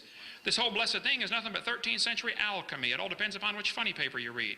One part of a mammoth dated 29,000 years old, another part of the same animal dated 44,000 years old. We can go all day on this radiometric dating if you'd like to talk about that.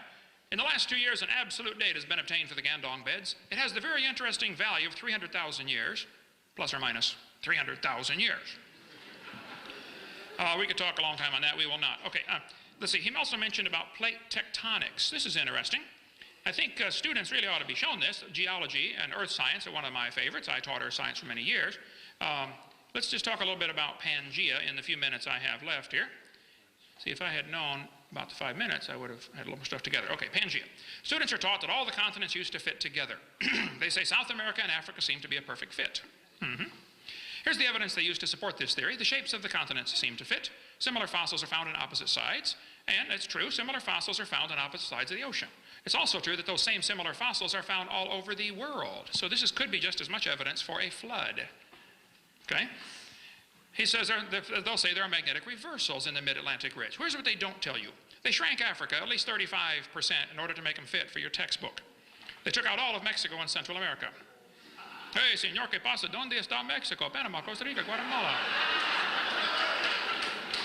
They also don't tell you that they twisted 2 continents one way and one the other way.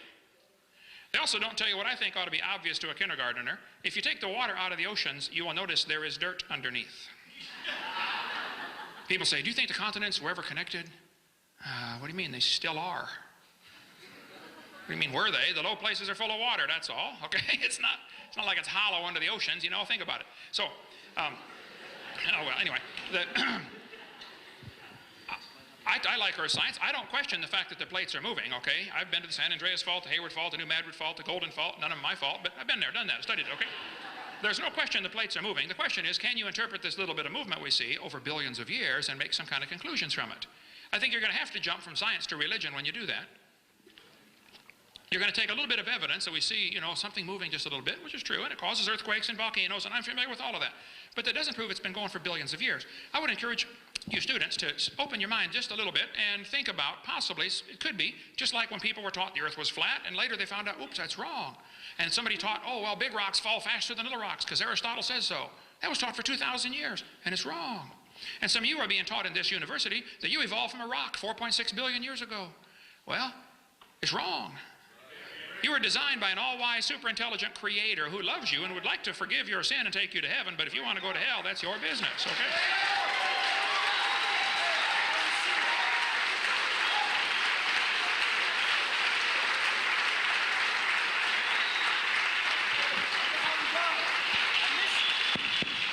All right. We'll now move on and give Dr. Weisenberg 5 minutes to conclude. Okay. Well, here we are. When I was communicating about this with a colleague, and I said I was going to be engaged in this debate, I referred to myself as the sacrificial lamb, and I suspect that I am because obviously most of you are here. Yes, well, and I accept my role. You know, people, of course, are entitled to believe anything they want, and I accept that. I don't have any problem with that. And the scientists of the world who study these things are going to continue to do evolution. They're going to continue to do geology. They're going to continue to do physics. They're going to continue in the battles that rage constantly in science over the interpretation. You know, plate tectonics was not something that just popped up. You know, it was something that was proposed, ignored, and then all of a sudden, gee, pieces fell together. The pieces came together. And that's what scientists look at. They look at all the pieces. What the creationists do, you know, they love to say, oh, it was the big flood, and then they'll pick out some selective data. Not, you know, you mentioned the reversals of the Earth's magnetic field, which was the actual evidence by which we established plate tectonics. I don't remember anything in the Bible about reversal of the Earth's magnetic field. I don't know, maybe it's there, but so, you know, what you've got to understand, those of you that are, and it's obvious that most of you here came here to hear Dr. Hovind, keep this in mind, that you rely on science, and you rely on science for the world we as scientists have created for you, right? It's a pretty nice world. We put together a lot of great things in this world. We've cured a lot of diseases. We've created some great artifacts from, you know, video games, the big screen TV, the fast cars, take your pick, you know, or maybe those aren't great things. But science does that, right? It's given us antibiotics. It's given us heart transplants. Now, you can believe what you want, but scientists are going to continue to do science. They're going to continue to study the world. They're going to continue to debate and argue with each other about what the evidence shows.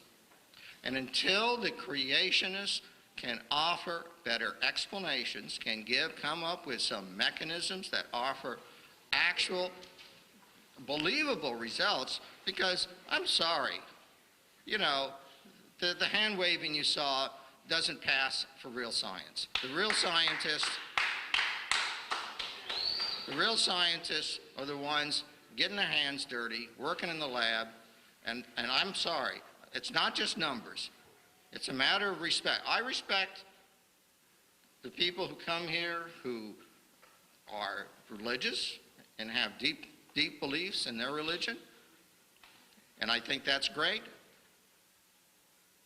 And I'm not going to come up in here, for example, and argue that God doesn't exist and give you a list of reasons why God doesn't exist. Because, you know that he does, right? She does, excuse me. You know that she does. And frankly, we shouldn't be having that debate. Let the scientists do their science and let Whichever religion it is you belong to, do whatever it does, have your faith, enjoy it, cherish it, but let us scientists do our work and have our fights and have our arguments and let our children learn the best science. Thank you.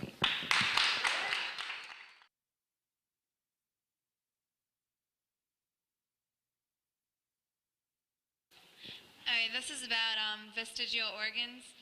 It says male nipples, which include the milk-making mammary tissues as women, but men don't make milk. Explain their function if they're not vestigial. Explain the function of nipples on men if they're not vestigial. Is that the question? First place, I would point out that if there were a vestigial structure, that is lousy evidence for evolution. That's an example of losing something, not gaining something. Evolution ought to have some examples where we gain something. So your question was, why isn't this example of evolution? Was that what was the question there? Okay, so I am answering the question, thank you. Now, as far as the function, there's quite a few different types of skin on the human body. Ask anybody who ever does skin grafting for burn victims. They will tell you there are different types of skin, and they have to be you have to graft carefully to get the right type of skin in the right place, okay? Or you may have problems where it won't take, even from the same body, transplanting from one part of your body to another for skin grafting. There are several different types of skin that end right where the nipples are on anybody's body. Several different types of skin. The skin on the side of your body is different than the skin on the front of your body, the chest. So I don't know all the functions of it or the purposes of it, but I think that I would point out that that question shows enormous faith in evolution, totally devoid of facts, because that is not evidence for evolution. Vestigial organs would not count as evidence. It is simply and it's not vestigial, by the way. Nearly all male mammals have these things, and whether they serve a function for transition from one type of skin to another, or for probably several things, several other purposes have been proposed. I won't get into all that now, but I think that there probably are reasons for it. But I think if you look at this historically, 200 years ago, scientists had a list of nearly 180 vestigial organs. They said you don't need your appendix, you don't need your tonsils, you don't need your adenoids, you don't need your pituitary gland, you don't need your thyroid gland, you don't need your thymus gland. They had 180 vestigial organs on the list. And that was supposed to be evidence for evolution. One by one, those things get plucked off the list as we realize the function of that, okay? So I would state my case and say that even if we don't know all of the functions of a particular organ or design, then that still is not evidence for evolution. In fact, it's just indication we need to study more. There are other functions we probably should not get into, other possible purposes, we should not get into, and maybe in a college classroom we could. Okay. Okay. And now we're going to move on to a question for Dr. Weisenberg. And the question is, how does the fossil record prove evolution, and how did the origin of life begin? Okay, that's actually two questions. Okay, two questions, and I'm going to answer the following way. First of all, fossils don't prove evolution. Okay? The fossil record is consistent with a story, a historical pattern, right? And that's exactly what paleontologists work at. They try and place the fossils in order according to the kinds of data that they accumulate, which involve a variety of kinds of evidence: geological evidence, chemical evidence, physical evidence. And you will see, because I follow this, they fight. Boy, do they fight. They fight bitterly over exactly where this fossil should go or that fossil should go, over exactly the kinds of transitions, right? Because that's what scientists do, okay? But always, because evolution has reached such a high level of reliability in that wherever you see that argument, you don't see somebody coming in and say, oh, this particular fossil is inconsistent with evolution, because that just doesn't happen. That just hasn't happened, and therefore it's not an issue, okay? Secondly, about the second question, because there was two questions, when I teach this, I don't even talk about, I may mention origin of life once or twice. My textbook has a half a page on the origin of life. It's a big mystery. I wish I knew. There are several theories about the processes that might have, sometimes called chemical evolution. whether it's thermal vents or clays or RNA organisms. We don't know. I guess I don't think we're ever going to know for sure, because I don't think we're going to have a time machine to go back and look, and the traces of what happened 3.5 billion years ago are simply gone. Science deals with the world of real evidence, and we just never going to know. Okay, but that's separate from the issue of. I tell my students this. I've done this in my class, my beginning class, non-majors. I say, look, if you want to believe in creation, fine. Believe in the creation of the first living cell, and I have no problem with that, because scientifically, I don't have any really better scientifically. I don't happen to believe that, but I'll accept if you want to argue, say, hey, it was created. The first living thing was an act of divine creation. As long as you accept the facts, as I understand them, from all the various scientific studies 3.5 billion years ago, and the transitions that happened afterwards, fine. That's no problem for me as a scientist. And this person says, I'm still waiting for physical evidence and verifiable facts that your God exists, aside from the Bible, which humans wrote. If I understand the question correctly, you're asking for verifiable evidence that my God exists. I think that design demands a designer. If I was walking through the woods and found a painting hanging on a tree, and I looked around and could find no evidence of a human ever having been there, no footprints, no evidence at all, I would still conclude there was a painter. If I was walking through the beach, along the beach, and I found, John loves Mary written in the sand, I would never dream that the waves did that. I would assume that because these sand molecules or grains are arranged in a particular order, they are designed to give a message. So I would conclude that there was some level of intelligence here that created this. Now, that would depend on how intelligent Mary and John are, but there's some level of intelligence here. Design always demands a designer. A painting testifies there was a painter, whether you ever see him or not. A building is proof there was a builder. When we dig through the ground and we find evidence of an ancient civilization, if you start in archaeology, you're digging down in the ground and you find some stones arranged in a circle. They conclude somebody did it. Because this is obvious, it doesn't happen as a natural thing. And the archaeologists look at this all the time, and they see evidence in the ground for a human designer. Why we can't look at the world we see through the microscope or the telescope or our eyeballs and see that there is a designer, the evidence is shouting at us. The watch is proof there was a watchmaker. Now, some people don't like that idea, because if there's a designer, then there might be some rules. And that's really what they're running from. Creation itself is evidence of a creator.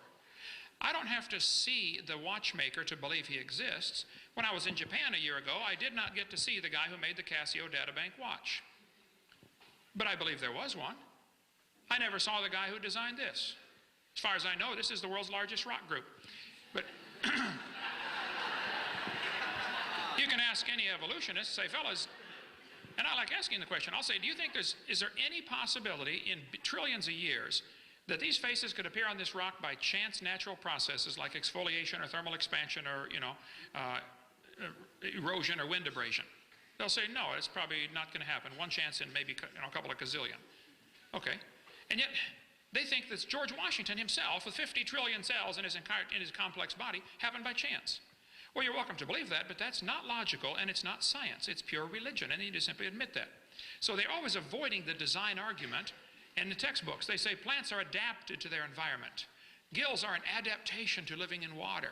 Well, how did they adapt before? How did they live before they adapted the gills? Oh, for millions of years, they all died. None of them lived. Yeah. They don't use the word design, because textbooks avoid using the word design, because that automatically leads to the logical conclusion, hey, who's the designer? Okay? My watch holds 300 phone numbers. It's a calculator, stopwatch, alarm clock, and a countdown timer. It does not tell time. I have to look at it. But there had to be a designer. You don't have to meet the designer to believe he exists. The creation is proof there was a creator. People say, where's the evidence for God? I say, do you have to light a candle to see the sun? I mean, look around. How you can study biology and not see an incredible amount of design from the molecular level, through the cellular level, through the tissue, organ level, through the entire structure, through the interrelationship of symbiosis relationships, through the universe, the planets, you know, going around the sun, and the incredible mathematics behind all this. Most of the great scientists of the first few hundred years of science were creationists looking for some way to figure out the mind of the designer. Science ought to bring us to the creator. It's obvious. I see design, I conclude designer. I think it is totally illogical to walk through the woods and find a painting and say, I can't see the painter, so he doesn't exist. And that's what evolutionists are doing.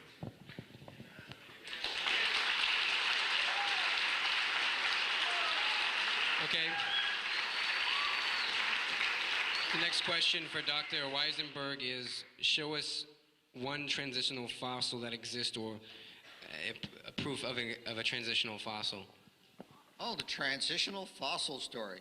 Look, here's the harsh reality. There are many, many, many transitional fossils. They're in the museums. Go look at them. Oh, I didn't happen to have one in my pocket. I'm sorry. Did you bring God? Let me answer the question.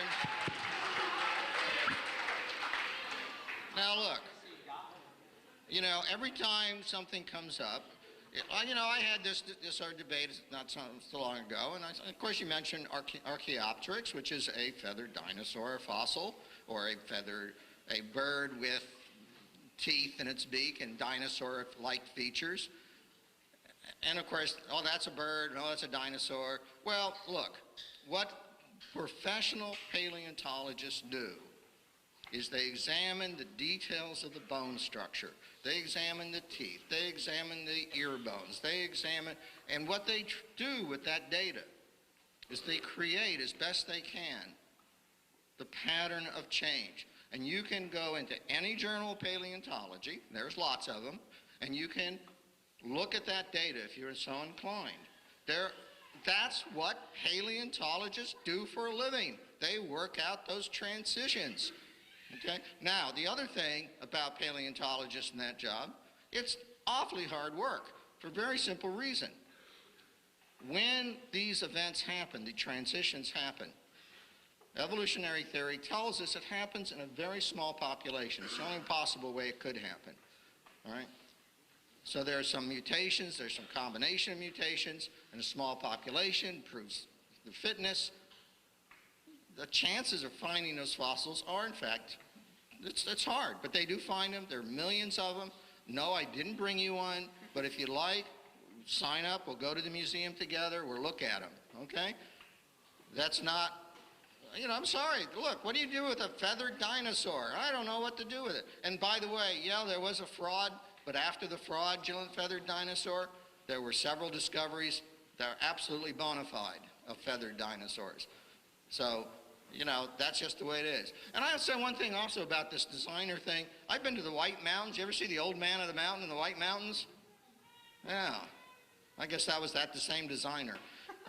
You know, you can, in fact, you do see structures appearing by chance. And what evolution does is it selects those that work. That's all it does.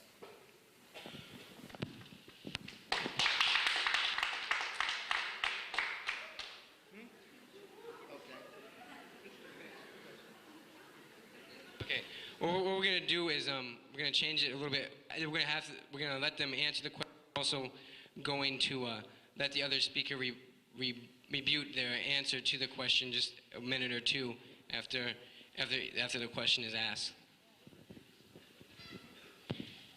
How do you explain the formation of granites within a creation time frame? How do I explain the formation of granites? I'm not sure that anyone has been able to demonstrate the granite formation. I know that if you melt granite and then let it cool back down, it does not reform into granite. There have been quite a few studies on granite. I think it's interesting to see that in granite we find some pretty amazing things called radiopolonium halos. If I had a second, I would get to that. But these radiopolonium halos, Robert Gentry was one of the world's experts on the disposal of radioactive waste. He worked at Oak Ridge Laboratories in Knoxville, Tennessee area there. And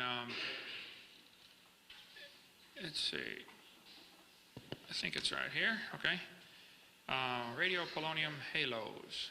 I have over 5,000 pictures in PowerPoint, so it would help if you would ask the questions in the same order that I have the answers. Okay. Be a little quicker anyway. Is polonium halos on here? Halos.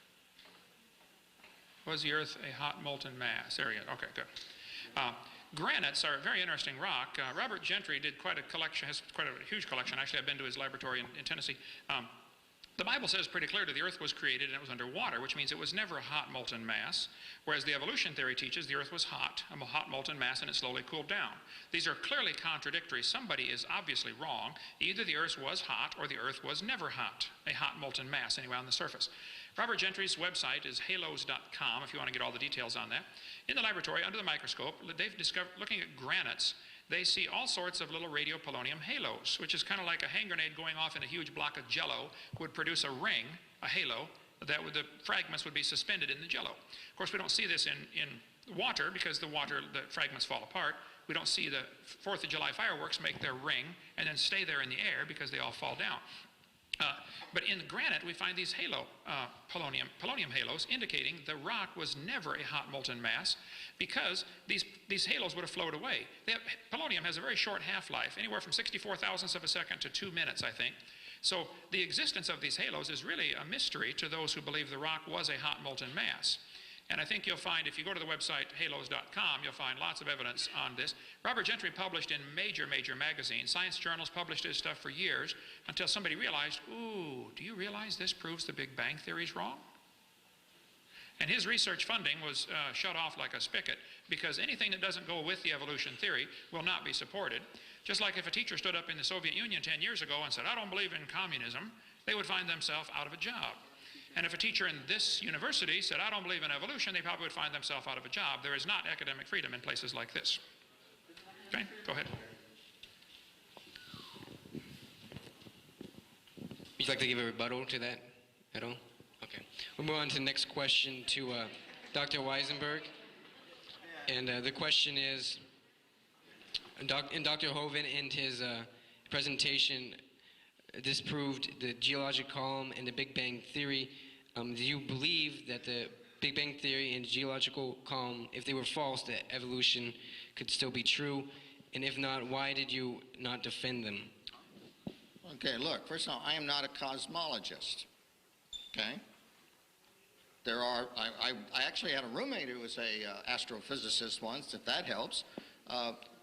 There are cosmologists who have theories about the origin of the universe. They've made predictions about, for example, what would happen if they looked up at the infrared radiation. Those predictions are confirmed. Okay, fine. That's what science does. That's what creationists do not do, right? Can creationism explain the infrared background? I don't think so, okay? Now, there are other theories. There is now a nice superstring theory of the origin of the universe that I've become aware of recently, and I don't know which is true. There's multiple universe theories. There's a whole anthropomorphic principle in cosmology. That's for those few folks who do that science, okay?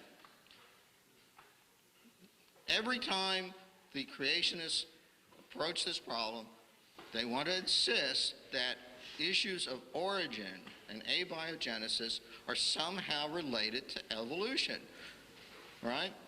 And they're not, and we tell them they're not. We tell them over and over and over again that issues such as the origin of life, the origin of the universe, are not related to the issue of evolution by natural selection. Those are entirely unrelated processes, and they are like brain dead on that. I don't know, if I had a student who couldn't understand that concept, I would flunk them outright. I can only tell you that, okay? Dr. Hovind, would you like to give a rebuttal to that? Could you read the question one more time? There's part of it I wanted to get. Who had that? It was, in Dr. Hovind's presentation, he disproved the geologic column and the Big Bang theory. Do you believe that the Big Bang theory and the geological column, since they're being proven false, can evolution still be true? I think the Big Bang Theory is not even a good theory. It's a hypothesis. It does not explain a lot of things. It does not explain the origin of time, the origin of space, or the origin of matter, all three of which have to exist, have to be coexistent and come into existence at the same time. If you have matter but no space to put it in, then where would you put it? If you have matter and space but no time, then when would you put it? Time, space, and matter is called a continuum. They have to come into existence simultaneously, and the Bible covers that in one verse with 10 words in it. In the beginning, that's time, God created the heaven, that's space, and the earth, representing matter. God created time, space, and matter all at the same time. There's no other way it'll work. I've never met the guy that made this computer. This computer is purely natural components. I mean, there's not a little man running around in there changing the numbers on the screen. And it works on natural processes. But the fact of the matter is the guy who created the computer is not in the computer. He's outside of the computer, above and beyond the computer, okay? And the God who designed this world is above and beyond this world. He's not locked into the same laws that we are. He's not locked into the laws of time, space, and matter. He created those things. He can be right now in yesterday or today or tomorrow. He can be right now at all places at all times simultaneously. So that's the God that I worship anyway. So I see no evidence whatsoever. I've not seen any evidence presented tonight. I was going to try to find the slide. Like I said, I've got 5,000. I didn't find it. Evolution is like a shell game where they put the pea under the nut, you know, and they move them around, try to get you confused. Oh, which one's got the pea? The geologist is always saying, well, the biologist has the evidence. And the biologist says, oh, no, the anthropologist has it. And there's no pea under any of them. Nobody has the evidence.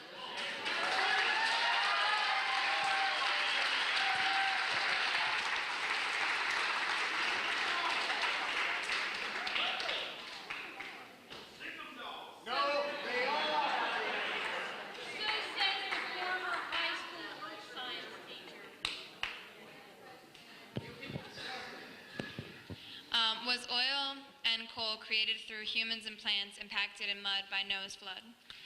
I think there's ample evidence that oil, I don't think you find a lot of argument, if you get me on, okay, I don't think you find a lot of argument about the oil formation, that it had to be from natural sources, okay? This textbook, for instance, says, the formation of both oil and natural gas here is from the decay of organisms that once lived in the sea. They are changed by heat and pressure into oil. Scientists can make oil pretty quickly in the laboratory. There's an article in the U.S. Department of Interior Bureau of Mines, clear back in 1971, where they made oil in 20 minutes out of organic waste. In Australia, they have a factory that takes sewage sludge and produces oil in 30 minutes. So it can be done very quickly. Sinclair Gas Company has the dinosaur as their logo because they say the dinosaurs turned to oil. It used to be called opaline oil, then became Sinclair. They say it mellowed for 80 million years. Well, I disagree. I think the oil formed very quickly during the flood in the days of Noah, when thousands and billions actually of plants and animals and things were buried. The way to explain the fossil fuels that we have, be they oil or natural gas or coal, those were all formed during the flood, I believe, because they all require rapid burial. Some people have tried to propose that maybe coal comes from a peat bed. I was just been in Ireland, in North Ireland, and Wales here recently. And, there's a lot of peat over there. You can dig up your ground, dig up your yard, let it dry out, and burn it. It'll burn. It's very highly organic. It's a substance called peat. However, peat, as it gets compacted over the years, always has thousands, if not millions, of little root canals through them where something grew on top. When you look at coal, you do not find these root canals in the coal. Those who study coal, I think, will tell you that the coal had to form. I've got pictures on that here. Let's see. Coal formation. There we go. Coal had to form very quickly by probably huge mats of vegetation that are buried under deep sediments. Coal can also be produced in a few hours. In Organic Chemistry book here in 1984, they talked about how coal can be formed in 36 weeks, heating it just to 150 degrees centigrade. You raise the temperature, the time goes down. Coal can be formed rather quickly. I think the best explanation for the coal that we find in the world is during the flood in the days of Noah, there were huge vegetation fields floating around. Trees would get uprooted. They would float for years, like the Mount St. Helens. I just flew down to Mount St. Helens Spirit Lake a few months ago. They have several million trees were blown into that lake. About 20,000 have now sunk to the bottom. The rest are still floating. It's been 22 years, they're still floating there. As they float around, they're going to drop off lots of vegetation. And during the flood in the days of Noah, you would drop off, vegetation fields as it drifts by. A few weeks later, it comes past again. By now, there are layers of sediment in between. And I think the best explanation for this strip mines that we find, coal is nearly always found in layers. and it does not have the root penetration from another forest growing on top of it. It's just simply, solid rocks of vegetation packed with no root penetration. So I don't think it's logical to say that coal formed from peat. I think it's more logical to say the existence of coal, and there are monstrous coal fields in the world, okay? I was in Spokane, Washington yesterday. There is a giant coal field just near there that is 10,000 square miles of coal 200 feet thick, containing all sorts of trees that are petrified, running all sorts of different angles. The best explanation for coal formation is a flood. The best explanation for oil formation is a flood when organisms that are living are buried real deep under enormous amounts of pressure. It can be done in the laboratory in a few hours. It takes a lot of heat and or pressure. That would be best explained by several thousand feet of mud and sediments and rocks being deposited on top of zillions of dead things. So I think the evolution theory is totally devoid of any scientific way to explain the formation of coal or oil in their slow, gradual, natural processes. There are enormous amounts of oil and coal in the ground, indicating the world before the flood was very different than we have today, with probably lots more trees and lots more people, lots more animals. Today the Earth is 70% underwater. Only 3% of the Earth's surface is habitable for mankind. Much of it's deserts, tundra, ice caps, uninhabitable. So I think that the Bible says God created the earth to be inhabited. So my theory would be that the original creation had a lot more trees and plants and people when the flood came than we do today. And so probably if we dig in the ground, we're going to find oil and coal and natural gas from these decaying organisms. That would be a testable hypothesis. Okay, thank you. I guess I get it. Do you have a rebuttal for this?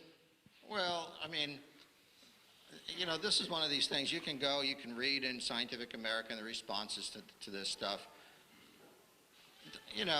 What can I say? You've got professional geologists who work for oil and coal companies, and trust me, they don't buy into this flood thing. And the poor miners who are stuck hundreds of feet underground in the coal mine accident recently in Pennsylvania, probably would be a little puzzled to learn how that coal got placed hundreds of feet underground, right? So, and in such thick layers, as he says. So, I'm always amazed by the creationists who are all of a sudden instant experts on things I wouldn't even pretend to be an expert about. Geology, oil geology, coal geology. Now, we had this little discussion earlier about who do you trust. I didn't wear my button. I was tempted. I have a big button that says, "Trust me, I'm a scientist." And I thought that little bit of self-humor might not have been understood. But, at some point in time, you either have to believe one or two things. Either all of the scientists that study all of these various aspects of the natural world have somehow lost their collective minds or intelligence, or they're part of some conspiracy, they're afraid of losing their jobs, I don't know what all, but there they are, they're publishing articles every week, thousands of articles come out, all of which are consistent with the same evolutionary picture. And apparently they're just all deluded. I don't know what else to say. But I can't sit up here, the creationists will come out, because they ignore any real facts, and they'll come out with some hypothetical that can be easily disproved, but not by me at this instance, because what do you have to do? You have to study geology, you have to study paleontology, you have to study genetics and molecular biology and anatomy and astronomy, okay? And I actually happen to trust most of those people that publish in those areas. I think they're probably pretty smart guys and pretty decent scientists. And I trust them a hell of a lot more than I trust creationists who's never specialized in any of those fields.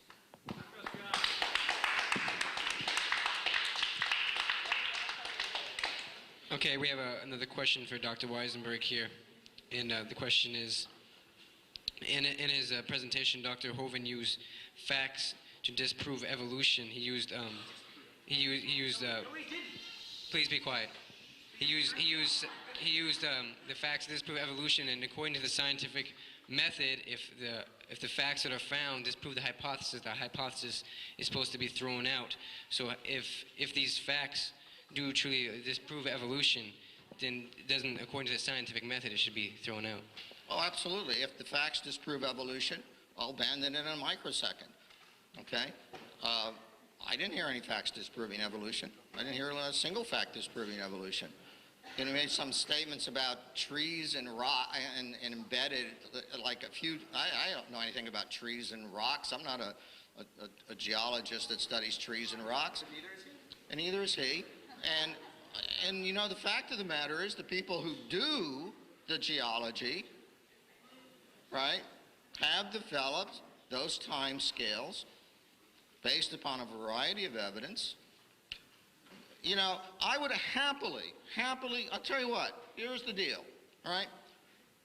I'll give him an axe and a shovel, and I'll take him up to a place where there's fossil beds of trilobites dating back, we'll say 500 million years ago, all right?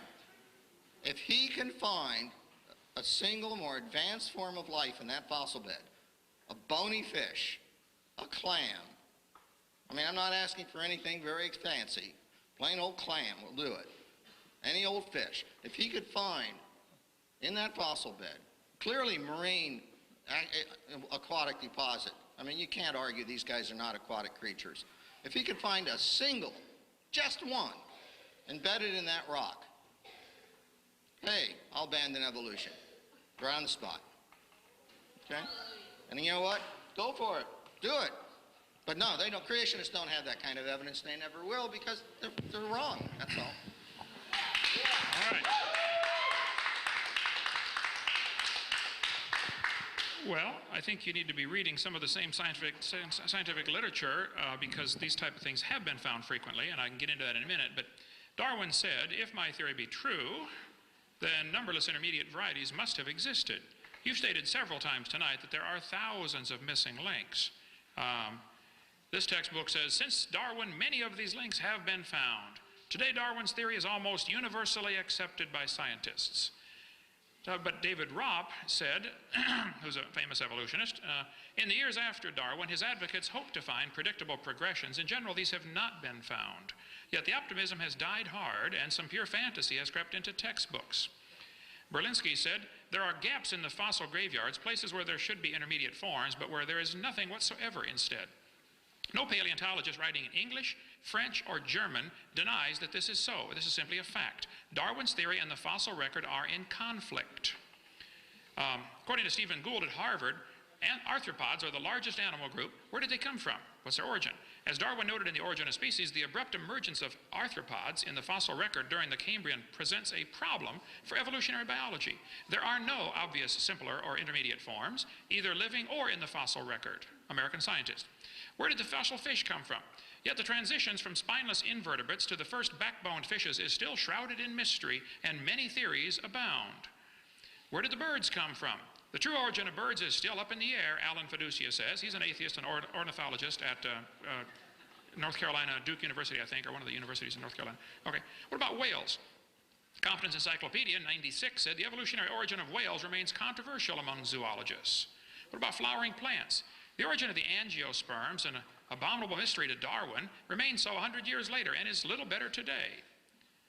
Both the origin of life and the origin of major groups of animals remains unknown. So if you're telling us there are fossil intermediates, you are either confused by something somebody told you, or you're deliberately lying to these students because the experts say there are not intermediate fossils. Okay? Now, Luther Sunderland was asked the question to many major paleontologists, where is the evidence for evolution? You mentioned you would take us to a museum and see one, okay? The largest museum in the world, the largest fossil collection in the world is the British Museum of Natural History. Colin Patterson was the curator of the fossil collection. 250,000 fossils on display. Luther Sunderland asked Colin Patterson, he said, Mr. Patterson, I read your book about evolution, but I noticed you didn't show us any intermediate fossils. You didn't show us any missing links. Where are they? Here was Patterson's response. I fully agree with your comments on the lack of evolutionary transitions in my book. If I knew of any, fossil or living, I would certainly have included them. I will lay it on the line, there is not one such fossil. Now, you students, listen carefully. Don't believe a professor that tells you there are missing links. There aren't any. The whole chain is missing, okay? Stephen Gould said the absence of fossil evidence is a problem for evolution. Yeah, I guess it is. They got a great theory. They like the theory if only we had the evidence. That's why guys like Richard Goldschmidt, Joe, you invited me to speak, invited him to speak, okay? Would you take care of this person who can't control himself, okay? If you want to get your own crowd, you go get your own crowd, okay? But you are not the speaker tonight, so shut up.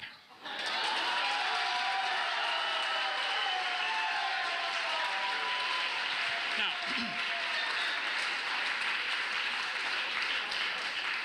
Richard Goldschmidt said 60 years ago, the first bird hatched from a reptilian egg.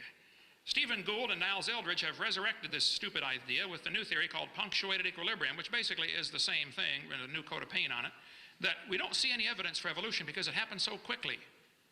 Well, this is what they're saying is we don't have any evidence, so that proves it happened. Basically, there are two theories about evolution. One is called gradualism, and the other is called punctuated equilibria. This textbook says, which theory best describes the organism's evolution, gradualism or punctuated equilibria? And they tell the students to think critically. Well, students, if you want to think critically, you want to really analyze maybe neither of those is correct. You see, according to the evolutionists, there are only two choices. Evolution happens slowly, like Darwin said, or evolution happened quickly, like Gould said. They do not seem to be capable of thinking outside the box. Maybe it didn't happen at all. There's no fossil evidence for either theory. And plus, fossils wouldn't count anyway. All we find is fossil evidence is proof of a flood that destroyed these creatures in catastrophic burial position. Thank you so much.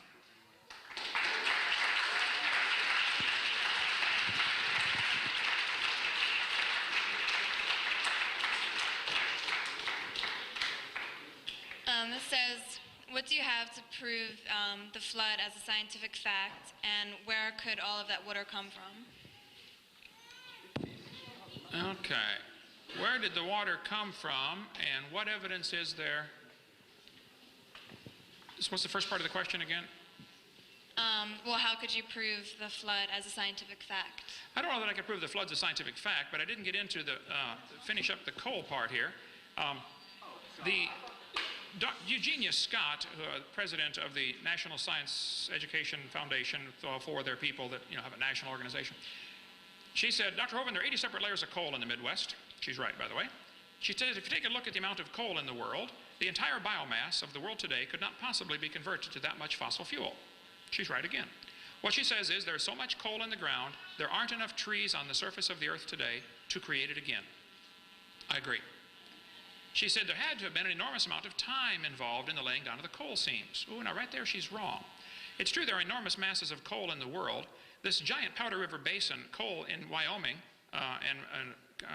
goes down into Montana and Wyoming in that area. There are hundreds of dinosaur footprints found in coal mines, for instance, in the ceilings of these coal mines. Pretty strange. Also, human artifacts are occasionally found in coal. For instance, not in this coal mine, but in a mine in West Virginia, Mr. Newton Anderson broke open a lump of coal and found this gold bell inside, completely encased in coal.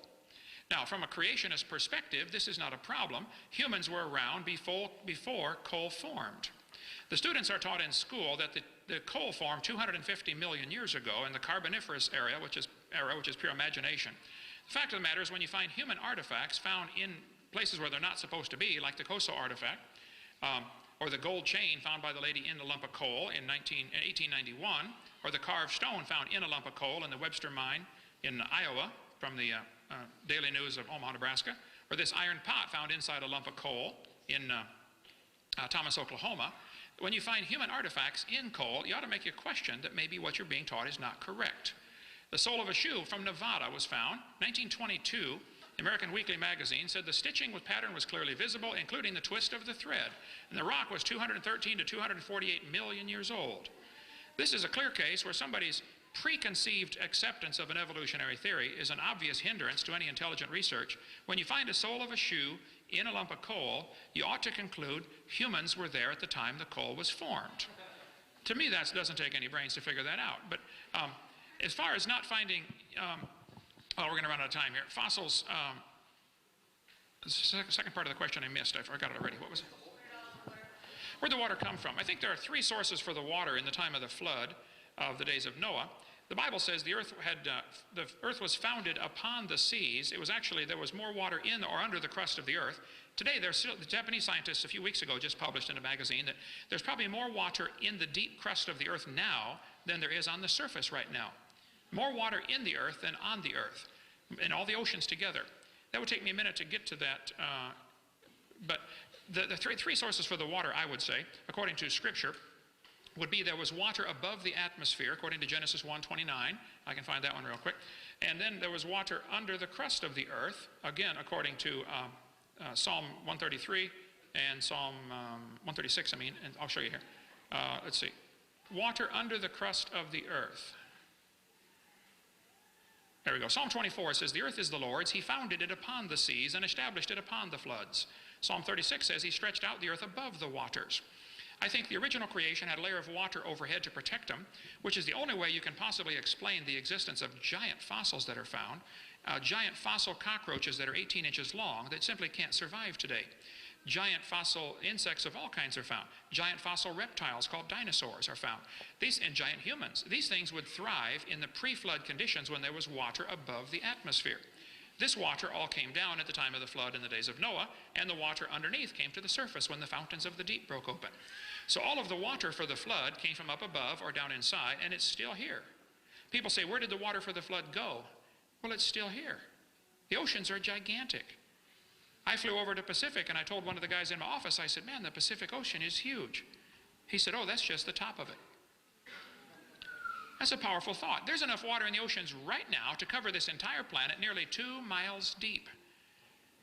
There's plenty of water out there to cover the world. I think that after the flood, the Bible teaches pretty clearly that the mountains arose, the valleys sank down, the crust of the earth flexed up and down, the high places became mountains, the water rushed off and became oceans, and the water for the flood is still here.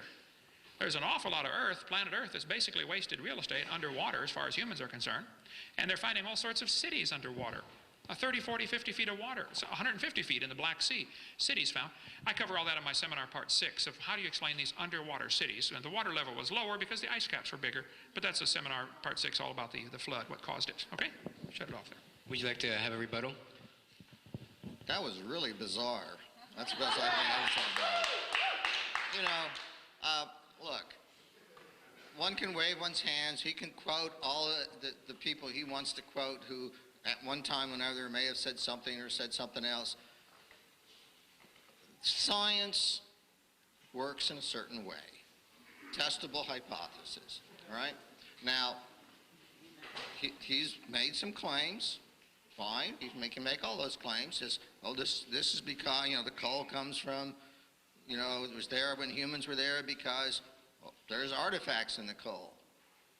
And I say, boy, I wish I was a coal miner. I could be collecting those old antiques, go on the Antique Roadshow and make some money. Come on.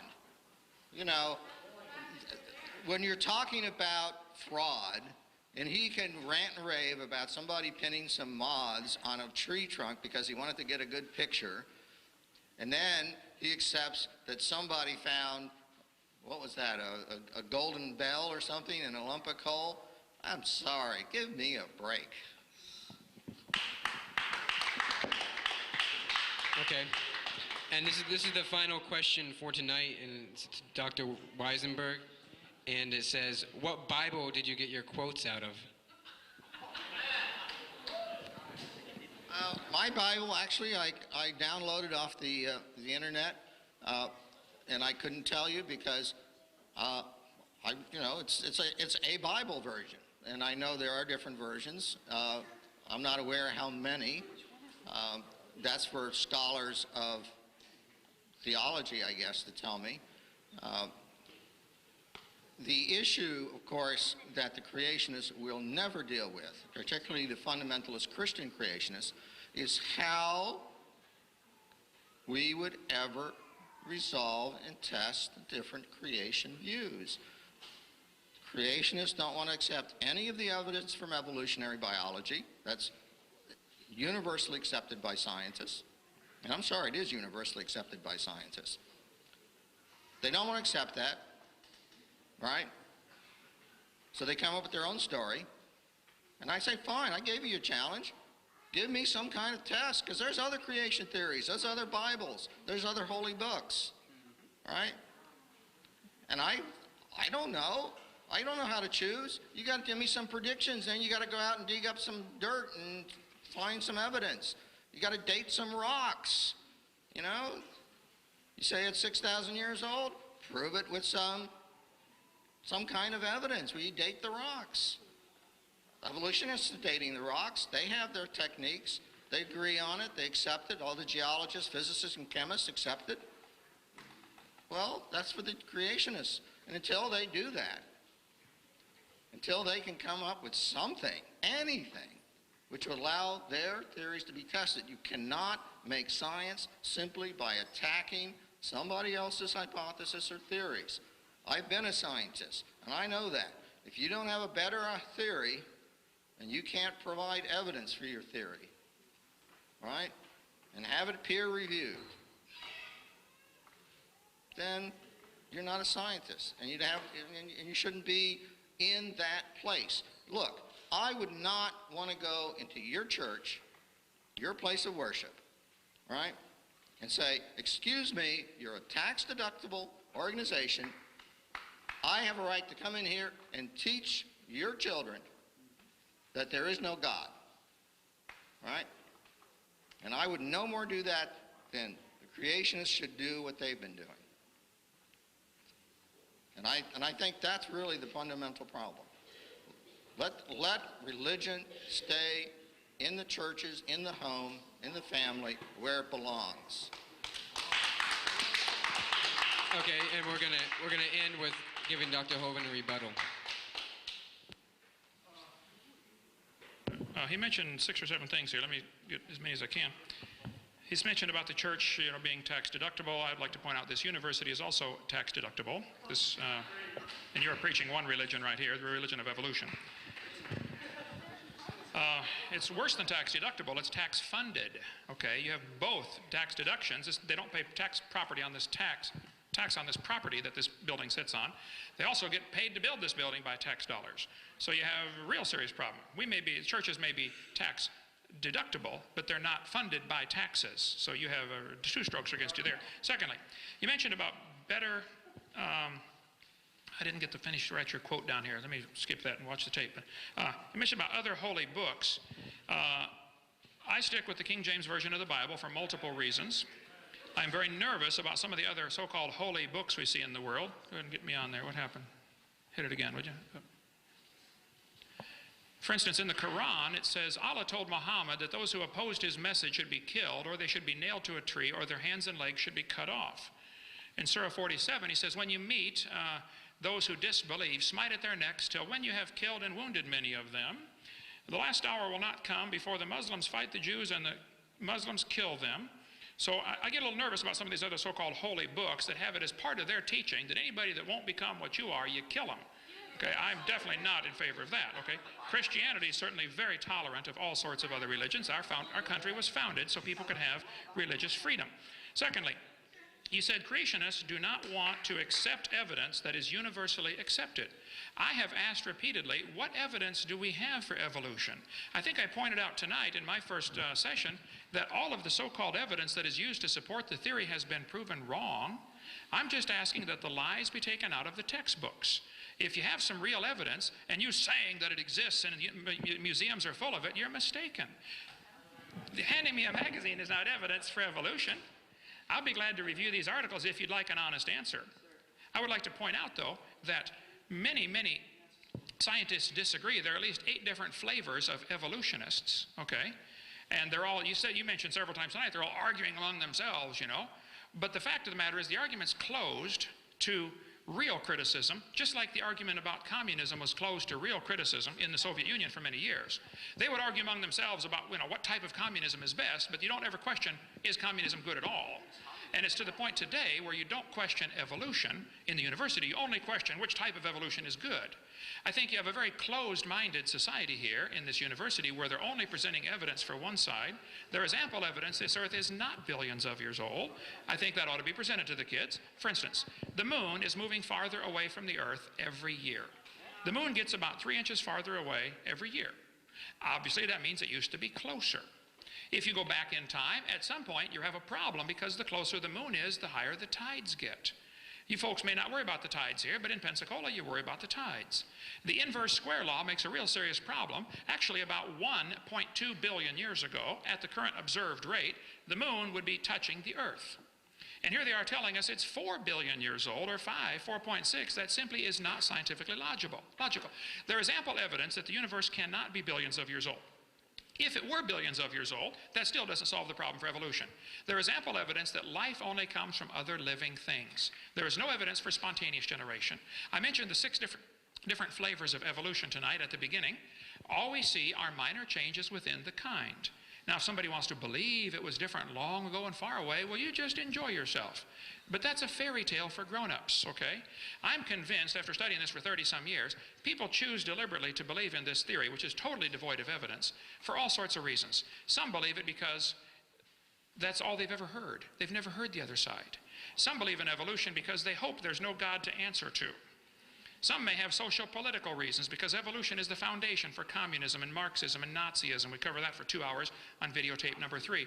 Some simply don't want God telling them what to do. Now, you do whatever you want, but Judgment Day we're going to find out who's right and who's wrong. I am convinced the scientific evidence points to a recent creation 6,000 or 7,000 years ago, a global worldwide flood in the days of Noah, which represents God's authority to judge his creation, and he's coming to judge it again, whether you like it or not. Be ready for that. Thank you so much. We hope you enjoyed this debate. This is Kent Hovind in Pensacola, Florida. I really enjoy doing these debates at universities because I think it's only fair that students see both sides of this extremely important topic of creation and evolution. All they're getting is one view. They're being brainwashed. They're being indoctrinated, not educated. If you're a student and watching this tape and you'd like to set up a debate, I'd be honored to come debate at your university. I'll take on any professor anywhere. If you can call my office and set up a time, we'd be glad to do that. Or I'll be glad to do a telephone interview with your class. If you can set up a system where I can answer questions with an entire class by phone, you can call. We'll do that through my cell phone or whatever. I'll do it anytime. I want to be I want to be helpful to students that are being indoctrinated in this one view. If you're a professor and you're watching this tape, I'd be honored to come speak to your class. I don't charge anything for my seminars. I'd be glad to come if I'm in your area. I'll take any questions any students have. I think it's really a wise thing to do to educate students, to get them to see both sides. None of our material is copyrighted. If you'd like to get our materials, we have lots of videotapes on creation and evolution, and I think you'll find it very helpful. If you are watching this tape and you've not trusted Jesus Christ as your Savior, nothing else matters. It doesn't matter how much money you make or how big a car you drive or how big a house you have. The Bible says without Christ you're lost and you're going to hell. The Bible says God is angry with the wicked every day. God absolutely hates your sin and my sin. But see, mine has been forgiven. I'm still a sinner and I deserve hell, but it's been forgiven. That's the difference. And that's what he wants for you. If you've not trusted Christ as your Savior, you need to do that right now. Basically, it amounts to a simple confession that you've confessed to God, Lord, I have sinned. I have broken your laws. I've sinned. I've disobeyed you. And if you don't believe you have, then you're really deluded. Okay, read through the scriptures, read through the 10 Commandments in Exodus 20, and you'll see you've broken God's laws. And then you say, but Lord, I believe you died for me, and I'd like you to forgive me and save me. February 9th, 1969, I prayed a simple prayer. I said, Lord, I am a sinner. I know I deserve to go to hell, but I know you died on the cross to pay for my sins, and I'd like you to forgive me and save me right now. And on that day, Jesus Christ became my Savior. Now, I've been trying to grow and be a good Christian and be a good follower of His. Don't always succeed at that, but that's the goal now, is to grow, to be a good Christian. You don't grow to become a Christian. You become a Christian by getting born again. That takes a few moments of receiving Christ. Growing takes a long time. And we'd be glad to help you in your Christian growth. If you have become a Christian, give us a call. Let us know. If you can be any help at all, don't hesitate to contact us, and feel free to use our materials to draw others to Christ. Thank you so much for joining us.